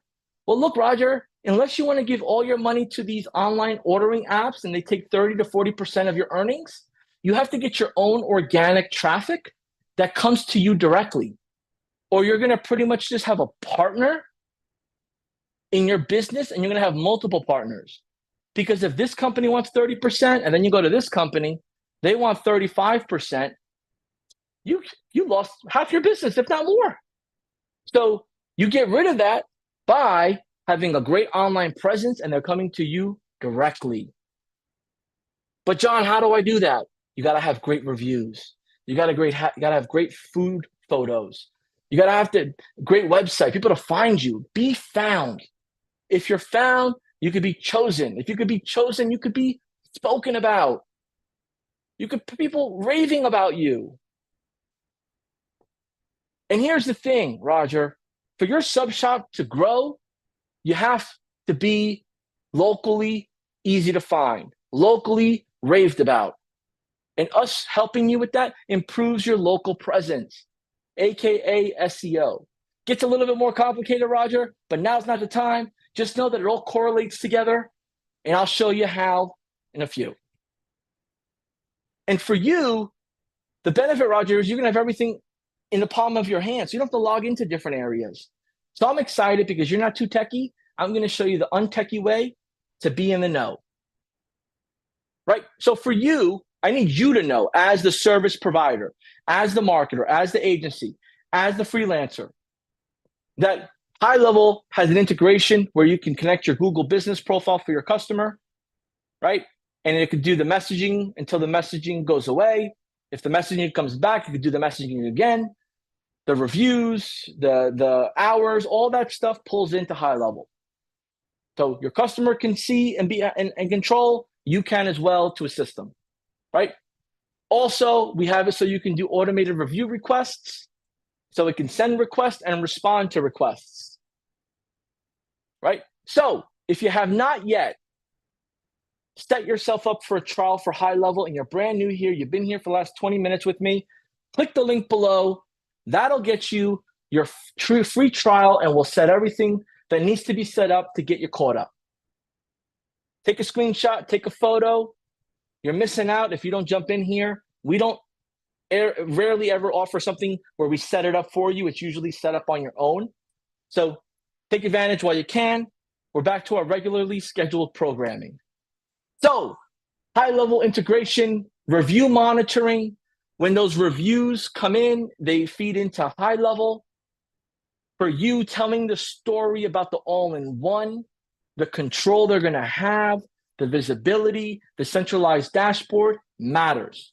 These big companies I mentioned on day one, that's what they're selling for $300 to $500. $300 to $500, that's all they sell, is these little widgets, features, $300 to $500, right? And then they got to turn other pieces on, right? So you have the ability to not have to resell this by component. You could turn on some things, turn off everything. You have full control without having to upgrade every moment. And your customers get that control from the app or their tablet, right? So, the reviews that go out obviously get notified to you. So you'll get an email, your customer will get an email. And then those consistent updates push back to Google for those positive signals, right? And then you put those reviews on the website. And now, again, this is stuff that you might have to mention during this. These are things that you would need to know because people will ask you questions. So when things get like a little too salesy or uncomfortable, oh man, he wants me to pay for something? She wants me to pay? Well, this is free. They're going to start asking you off the wall questions. Well, how does it work with Google? And what about this? Like, you need to be aware. So that's why I'm including this in the sales and prospecting, so you're aware. Is that helpful? Is this a little helpful here? It's a little techie, but it's important because the questions will come up. If you're okay with a little bit of techie and integration, let me know below, right? Then the automated follow-ups, the two-way communication. So when a review comes in, you could text them back. An automatic text of acknowledgement will go out. An automated email will go out. There's just two-way communication. Conversations are always happening. If a conversation starts with a review coming in, we're going to end it with a thank you. And hey, did you know? Did you know? Or because you did so, we would like to then insert. So you have that flexibility. Keep the conversation going. Right? And the analytics, reporting, the feedback, the surveys are all key because data drives decisions, facts tell what needs to be done, and stories sell and upgrade. Right? Data drives decisions, facts validate, tell, bring to the top of the mind, and stories sell the potential, the upgrade, the future. So we've got the right people in the right conversations. We're answering all the right questions. We're using all the right tools. We're doing all the right research. We have our lead qualification process. We've done some online search with the prospecting tool. We looked at reviews. We understand that where's an opportunity. They're not on social media or they are on social media. We have a nice 360-degree overview. We have a bird's eye overview, right? In order for a business to thrive and survive, you need to have a bird's eye view of what's going on. If not, you're as clueless or uninformed as the next person. To be the expert, you have to know the data, you have to know the strategy, and you have to know the opportunity. So, we've talked about this before. Using the high-level tools keeps you in communication, keeps things streamlined, keeps things efficient, and that gives you more time back in your day to be more personalized and strategic, right? So leverage these tools. I want to remind you that they exist. It's that important. So now, as we're getting on discovery calls, the term discovery call sometimes scares people. They're like, discovery call, what's that, right? You have to have a conversation, but you have to also label the conversation. So discovery call could be us after a networking event, after meeting somebody or re-engaging them with them through text or email. Discovery call is like a business conversation, right? So you have to have some good open-ended questions around their business. You've done some research. You have to listen. Active listening is key. And then you have to identify or be aware of potential red flags or things that they mentioned or they didn't mention, right? And then maybe you disqualify them or you extra qualify them. You don't have to work with everybody. There's so many businesses opening up, so many businesses going in and out of different areas and expanding. You don't have to work with just one person. Be particular on who you want to work with. Tables turn. You pick who you want to work with, and then you build a hypothesis, a strategy, a conversation, a relationship around them to show them your interest. So as we're joining groups and we're staying in contact, right? We've discussed this already. You understand networking and your visibility is key because here's what happens. When you jump on that discovery call, what do you think they're going to do? They're going to Google you. They're going to look you up on Facebook or Instagram or TikTok. They're going to do research on you. They're going to look you up by name. Just be aware. So put out what you want to be seen and make what you want available. So put out good content, education, your image, right? And as you start to build these relationships, whether they sign up as a customer or not, leave on great terms so you can ask for referrals. So you can create partners and create case studies.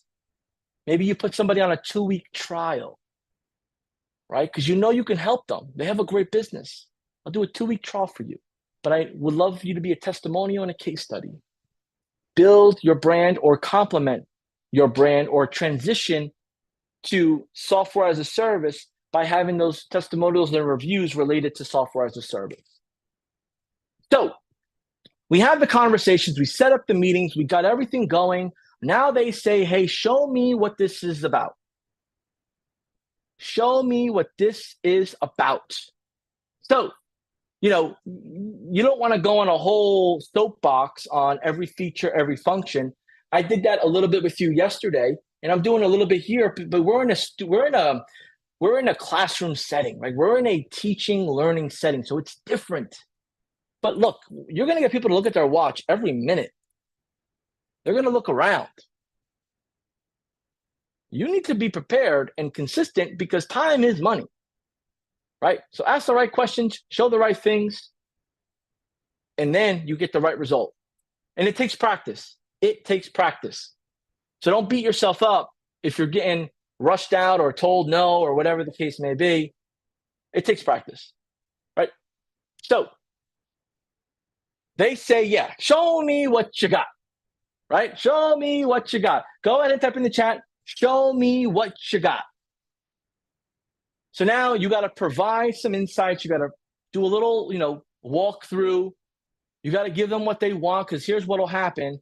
They'll ask you to start showing them things, and you get, I could tell you about it. You lost them. Oh, could you show me how this works? You're not familiar with the software, and you start fumbling. You lost them. Oh, I don't have it on my phone. How do you not have it on your phone? You lost them. So the minute you can't, and this is where it gets a little bit on the edge. A little bit on the edge is when you don't know or practice your software or your walkthrough, you fumble, and you fumble hard, and you lost it. They timed out, right?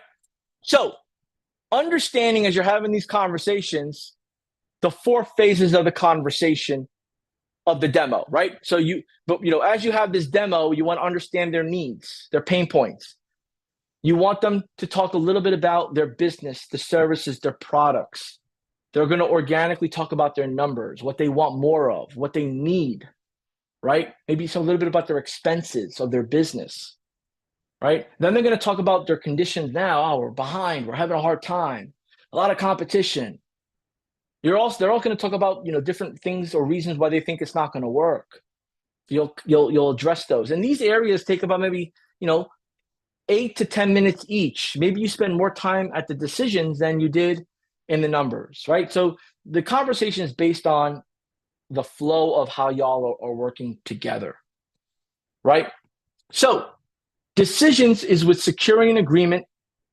And that really comes down to you spoke to them, you chatted with them, they're confident, but they're not ready to get started yet, or they want to see a quick demo, or they saw the demo and they say, hey, I'm ready to buy, right? So this is the ideal order, but sometimes you find conversations jump around. Just be aware of the phases within the conversation, right?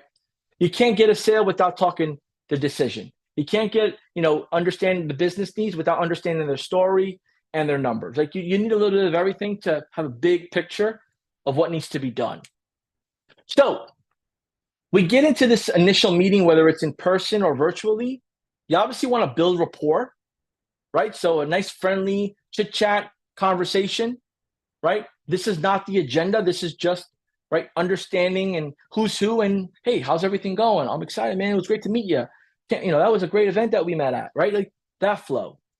And then you want to have a little bit of an agenda, like list it out, 3 or 4 bullet points. This is what my plan with us here. We have 50 minutes. We have 30 minutes. We have 15 minutes, right? They know, that at 15 minutes, we're out of here. And then as you go through that, you start setting the stage, you start having 2-way conversation. They start maybe talking more than you. Maybe you have to do most of the talking because you have to ask more questions, but you're taking notes and you're, right? Maybe it requires a second meeting. Everything's different. We can't get too much into each stage or each scenario, but you understand that Humans are humans, so you have to really unpeel and unpack what they want. So here are some questions that you can ask to understand if they are interested, or at the very least understand what needs to be done, right? Understanding how long they've been in business, understanding their experience, right? The stability of their business. Oh, we just opened up 6 months ago. Oh, wow, how's it going? It's been so hard. Oh, we got work to do. What do you all like to offer more than not?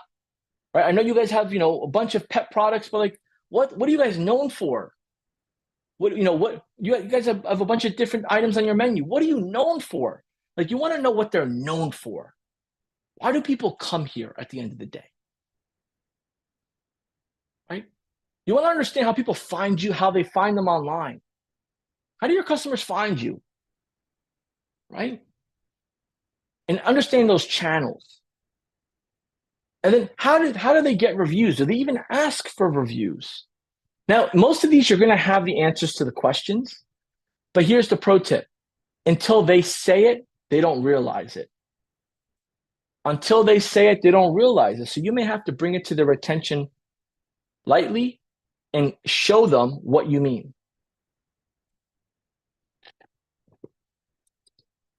You want to understand the challenges. Are you satisfied with the way you're doing business now?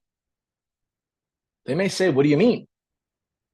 Right? Are you satisfied with your 5 reviews? Do you know or believe you can get more reviews? Of course, John, I can get more reviews. Okay. Well, now that we know that, can I show you how we can do that with you? Can I explain why this is important? Can I explain how this could affect you if you don't do it? Right? So I'm not going to read every question here, but you see it. If there's a question or a way that you would ask it or emphasize, throw it in the chat below. Throw it in the chat below. Right? And you're not going to ask all of these questions on every meeting with every person.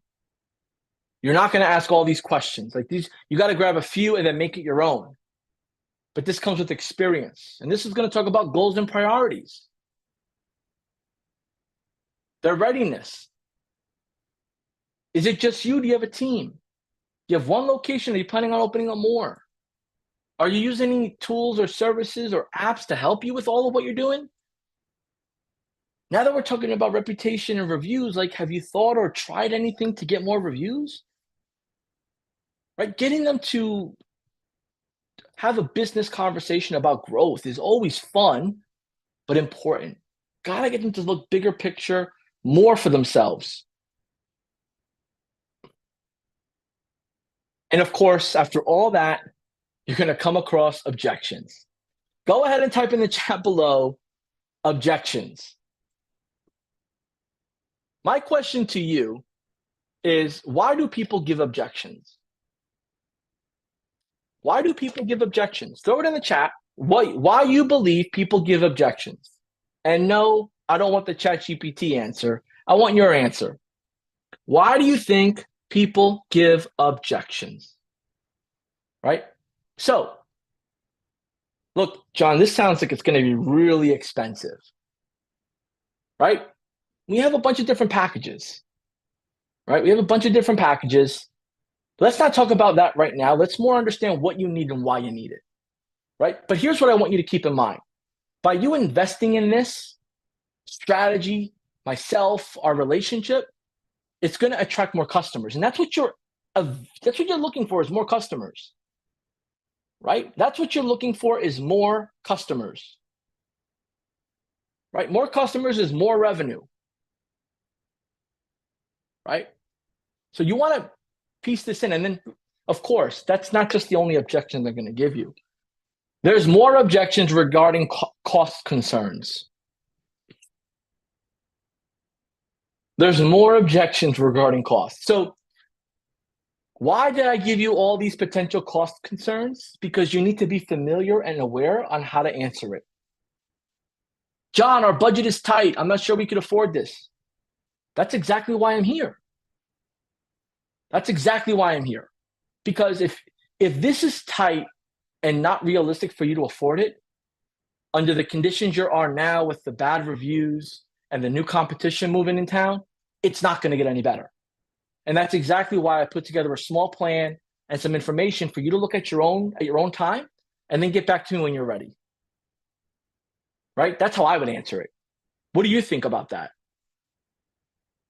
How do I know if this will pay off, John? How do I know this will pay off? Well, I'm going to give you the good news and the bad news. Which do you want first? The bad news is I'm not a genie, and I'm not a mind reader, or I can't see the future.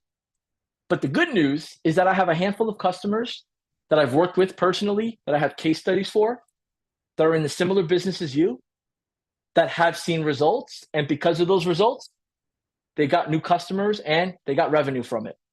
So results will vary, but the structure and the strategy is predictable if done, monitored, and managed consistently. Right? There's no guarantees, but the predictability is that we'll send out the review request, we'll follow up, we'll make it easy for them to give you the reviews, and then we'll follow up and stay consistent with the nurturing. And eventually, they will give you the review. Or because of your volume, you'll have more chances to get more reviews more often. Right? John, we've already spent all of our marketing money. There's never a perfect time for this, right? But here's my question to you. Out of all the money that you set aside for marketing, what's not working for you at the moment? What's not working for you at the moment? Let them answer these questions. But you gotta have some swag. You gotta have some experience. You gotta get uncomfortable being uncomfortable. You gotta practice. So my challenge to you is to practice with someone. Send a couple messages back and forth. Role play through a messenger. You don't have to role play voice. Don't role play voice. It's okay. Just someone throw you an objection, you throw it back. Right? How would you answer that? So here's my challenge to you. Here's my challenge to you.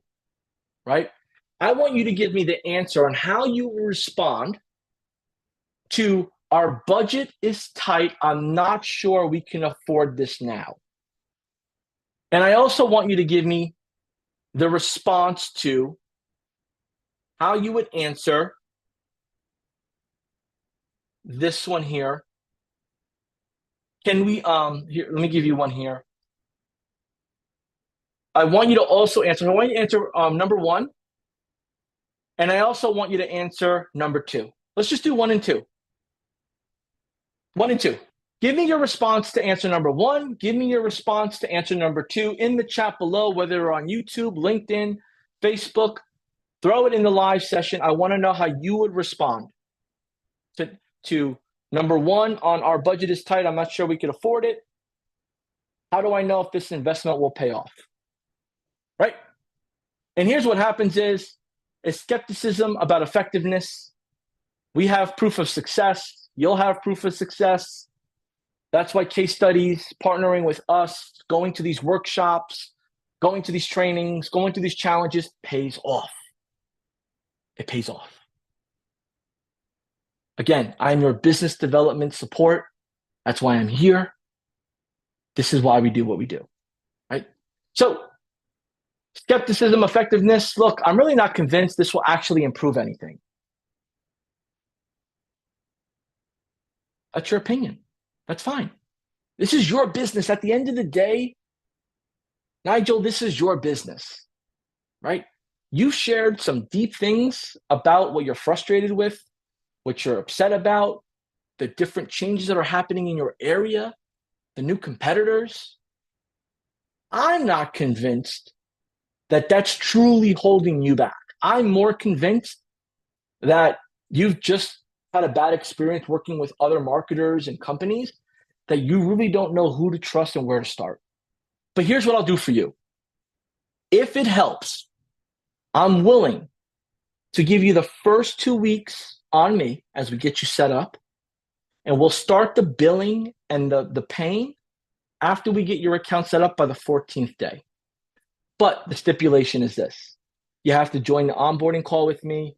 You have to, whether it's resetting your password or getting on a computer. I know you're busy, but you got to follow the steps with me. The first 4 steps matter in order to continue on for the next 2 weeks.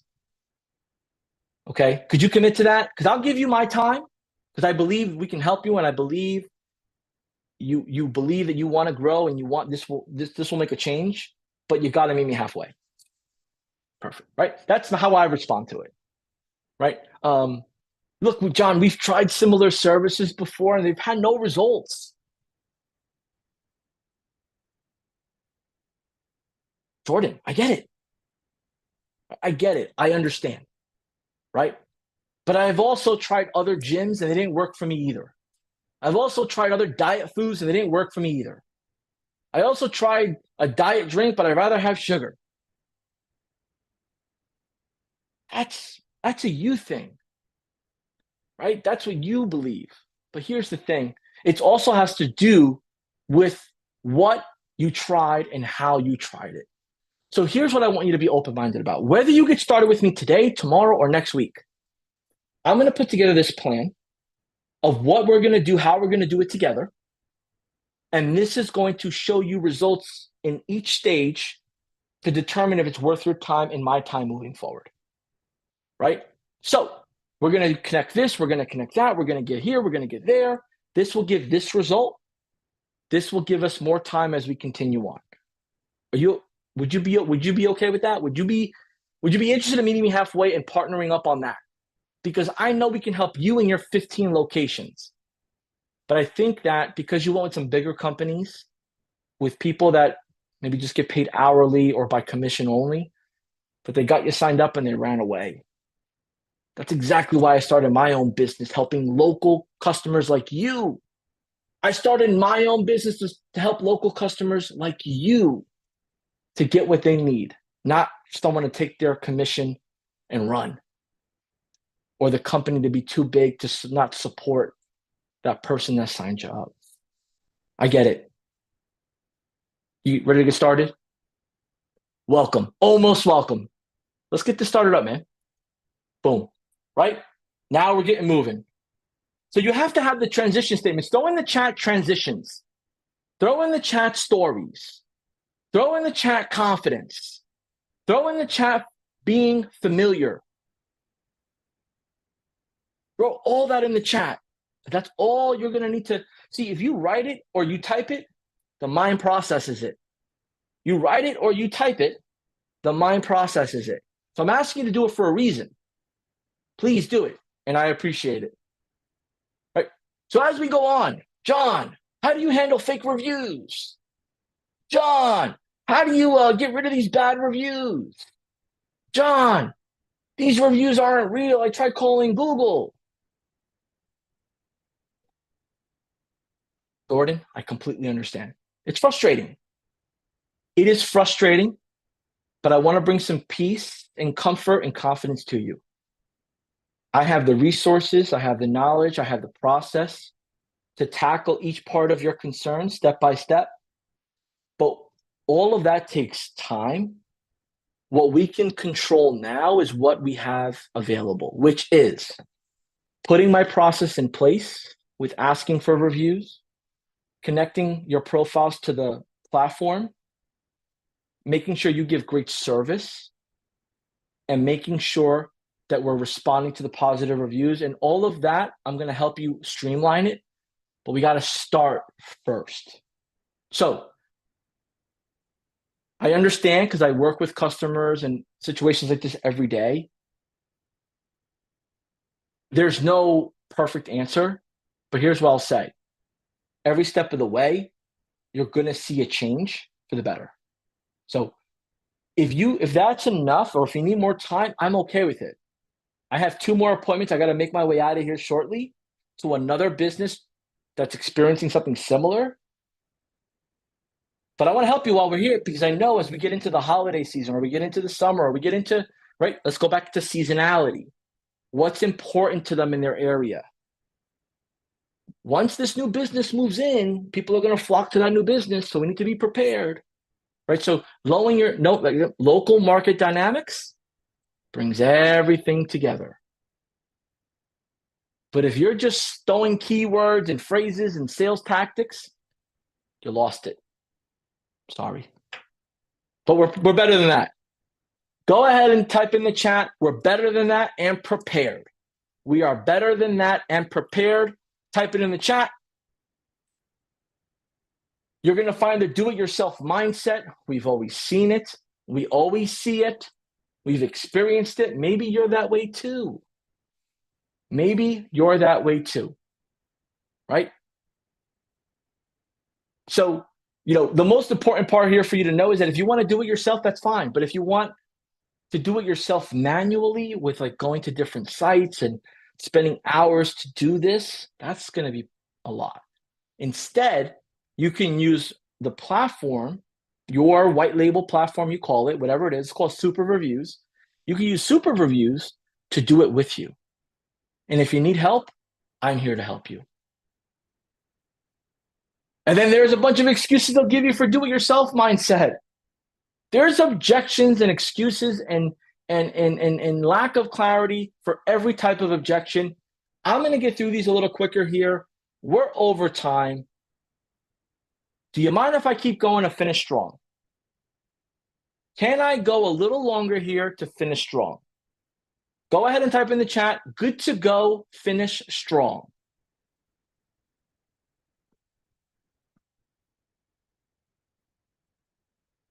Lack of understanding, they're here too. Be prepared, be aware, shut it down. You shut it down by knowing what's potentially going to come your way. And a lot of these questions are the same question, just reworded a little bit. That's how objections work. Like, there's no like, hey. There's no like, hey, this is the exact objection. You gave me this objection. This is on page 32 of the Sales Bible. This is on page 32 of the Sales Journal. This is on page 52 on the Salespedia. Here's your response. No. This is just to be prepared and give it for your hyper-local market, your expertise, your knowledge, what you're learning here, what you're learning elsewhere, and educate. The small to medium-sized business owner doesn't know not even 1% of what you know. Fear of change is big, it's real, it's serious. So be aware they don't want to change, or they don't believe you can make a change. And these are some of those objections. Be prepared, be aware, and you can guide them through the process. Privacy and security concerns. So in high level, under the help.gohighlevel.com, we have a whole section about privacy, security, regulations, rules, all that good jazz. Be familiar with it. This will come up. Privacy and security will always come up. HIPAA will come up. Nowhere to go. Help.gohighlevel.com. Type in privacy, type in HIPAA, type in security. These are the potential questions. You have the answers. Results, timeline. John, so here's what you're probably asking. John, why is this all about objections? Because that's a majority of what you're going to be dealing with. That's a majority of what you're going to be dealing with is objections. People that don't understand it like you do. People that don't believe it like you do. So you got to just be prepared. You handle objections, you could handle the conversation flow. You handle the conversation flow by knowing the objections and including it in your agenda. So my agenda will have a handful of objections, but the end result of those objections, not the actual objection. So don't put objections in your agenda, but just create your agenda around potential objections on your discovery call, your pre-call, your research, all those different areas. And again, there's sales books galore, there's sales podcasts, there's sales trainers, there's sales training companies. There are a wealth of sales. But when you take these sales methodologies and you take these sales theories and practices and experiences, you still got to make it yours and make it hyper local for you and for your audience or your industry. Commitment. You've heard me say a few times, 14-day trial. We'll get you set up. We'll start your billing once we get launched within the first 14 days. This is our onboarding. Like, you have to find a way to shut down the excuse or the objection or the uncertainty, and then pivot from there, because they're just going to say, hey, look, John, you know what? I was thinking about it.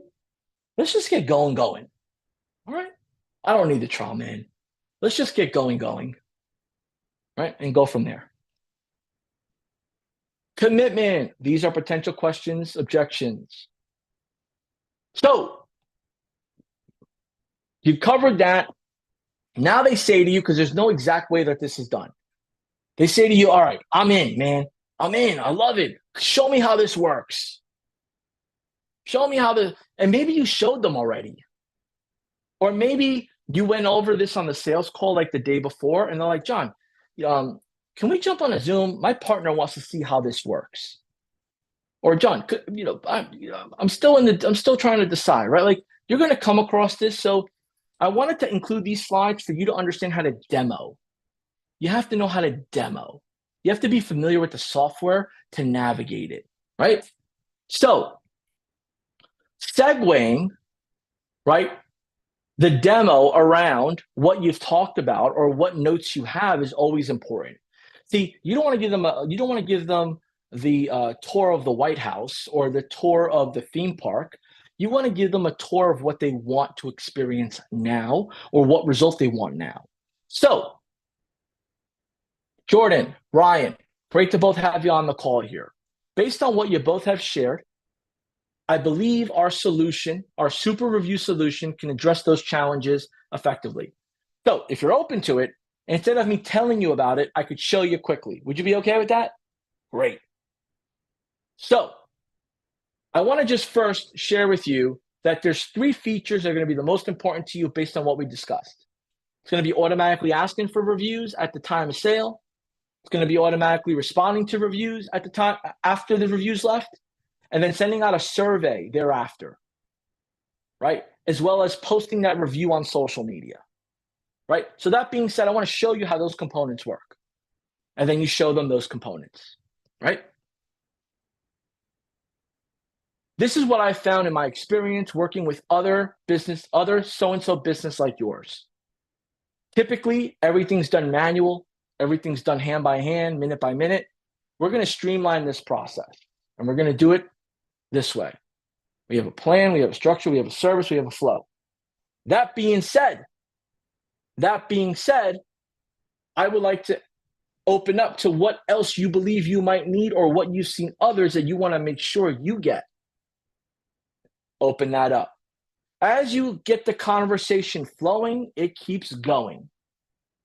Go ahead and type in the chat. If you keep the conversation flowing, it keeps going. So that's exactly what I'm going to show you here.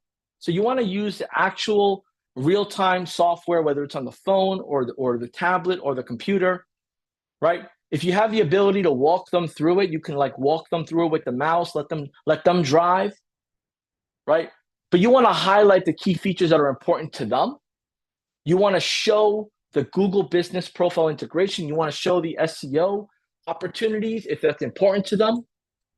But most importantly, whether they know it or not, you need to show them the mobile app. The mobile app is the cherry on the top. It's the bow. It's what's important when they're on the run, especially if they're a service business or they're a remote owner. They only show up for payroll, or they only show up for events, or they only show up when it's important. Other than that, the business runs on its own. So the mobile app is key.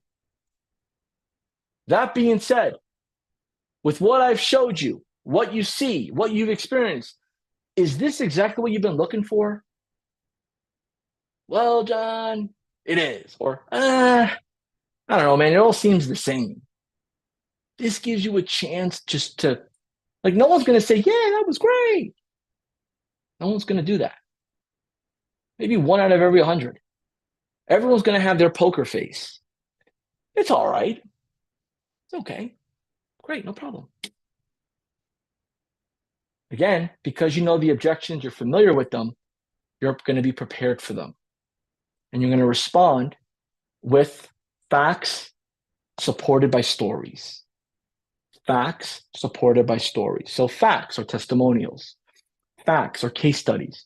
Facts is return on investment data, information that you've accumulated or that you get from our resources or that you work with a partner or however your business grows. Then you tell a story around it. So the facts are the tangible. The story is the easy to consume discussion that'll continue everything on. Okay. And then they say, all right, man, how does this work? Or, all right, so what does it cost?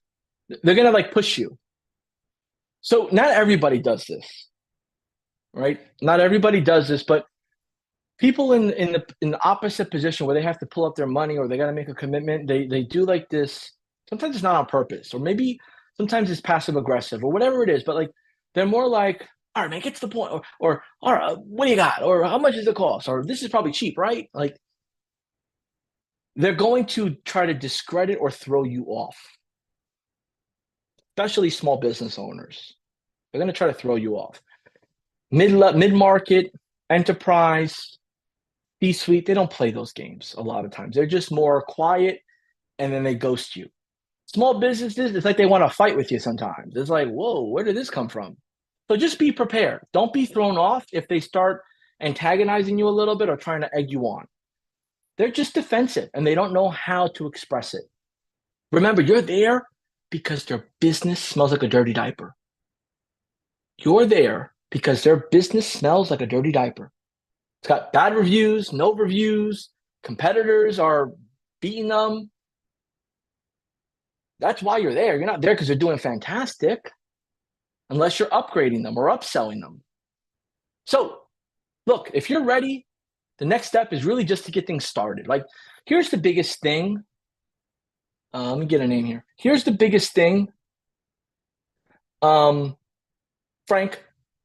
is implementation. Like, implementation is where all these companies go wrong. It's where all these business owners go wrong, right? So we talked about a lot of things. You see it now. Now you have to implement. So in order to implement, the commitment starts with this. I'm going to put together the package I best recommend. There's 3 options. This is the one I recommend. I'll get your thoughts and opinion. I make it easy. I have a setup fee and I have a monthly fee, recurring monthly fee. So today you get started. You'll pay your setup fee for $197, and then you'll pay your first month for $197, and then each month on the 24th, you'll pay that $197 each month. Right? So today you'll pay $397 to get started, your setup and your first month, and then each month is your $197.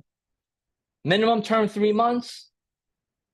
We'll meet, give you a plan, and then if you want to purchase more, you want to grow, we do more things, you could always upgrade. You want to cancel? 30-day notice, give me a call, send me a text, fill out our form.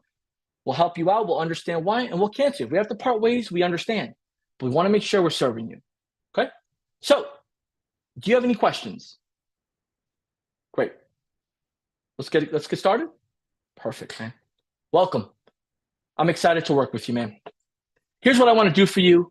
I'm going to give you an incentive for you to, so you mentioned you have the other business.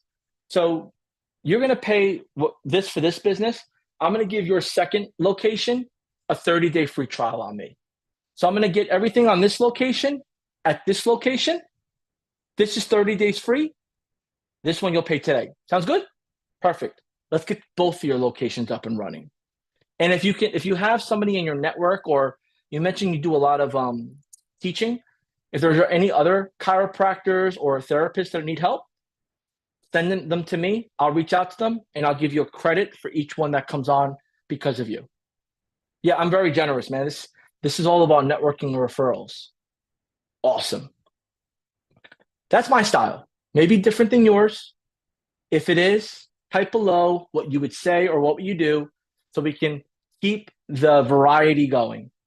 Variety is important, right? So, not always those calls go like that. Sometimes they say, hey, I need to talk about it. I talk to my wife. I need to talk to my business partner. I need a few weeks. I just bought the bit. Like they're going to give you excuses galore. Don't press it that it makes it awkward and they block your number. Just throw them in your CRM, put some notes, and then schedule a follow-up and move on. If you could schedule a meeting while you're there for 2 weeks, do it. If not, throw them in your CRM and move on. But don't run away from your area. Still work your area. Still work your area. Okay? That's where we're at. We're at the Q&A right now. We made it. We made it. We made it. We made it. We made it. So keep in mind, folks, what I've went over with you is the debut. This week is the debut of the 5-day challenge for reviews and reputation. So we're going a little over because I want to over deliver. I want to give you everything I can, and I still have more. But I want your feedback in the comments below. Let me know what you wish I would have shared with you, what you would have liked to learn more of. Maybe my style or my strategy could be tweaked a little bit more for virtual or in person based on your experience. Share it. Don't keep secrets. Share it below. And if you enjoyed what you went over with me patiently, whether you had to leave and come back, let's finish strong. So tomorrow we start strong. In the comments below where you're at, help me tell the rest of Team High Level behind me what you loved, what you like, what you appreciate, or just give a huge shout out with some emojis. Let Team High Level know who's helped me build this out and I helped them on teamwork. It takes a team to make a dream. Let them know what you loved. Share your enthusiasm, share your appreciation. And until tomorrow we're pulling a winner. So get your last comments in. Go ahead and throw in your testimonials. Let me throw up this testimonial real quick. This testimonial is important. Go ahead and submit your testimonials by Friday. Submit your testimonials here. Let me get this slide up for you. Testimonials, where are you at? Here we go. 3, 2, 1. Testimonials. Make your way over to gohighlevel.com/testimonial. Submit your testimonial. It literally takes a few seconds. I mean, the thing is so easy to do. You'll see my friend, colleague, Chase Buckner, give you the terms of what you need to do, how to do it. He'll walk you through it all. And as always, we appreciate you. This is for 2 extra drawings. Thank you for joining. Tomorrow, 12 p.m. Eastern, we're going to rock out with day 4 of the 5-day challenge. Till tomorrow, have a great one. Throw in your appreciation below, your excitement, your positive vibes, and we'll see you tomorrow.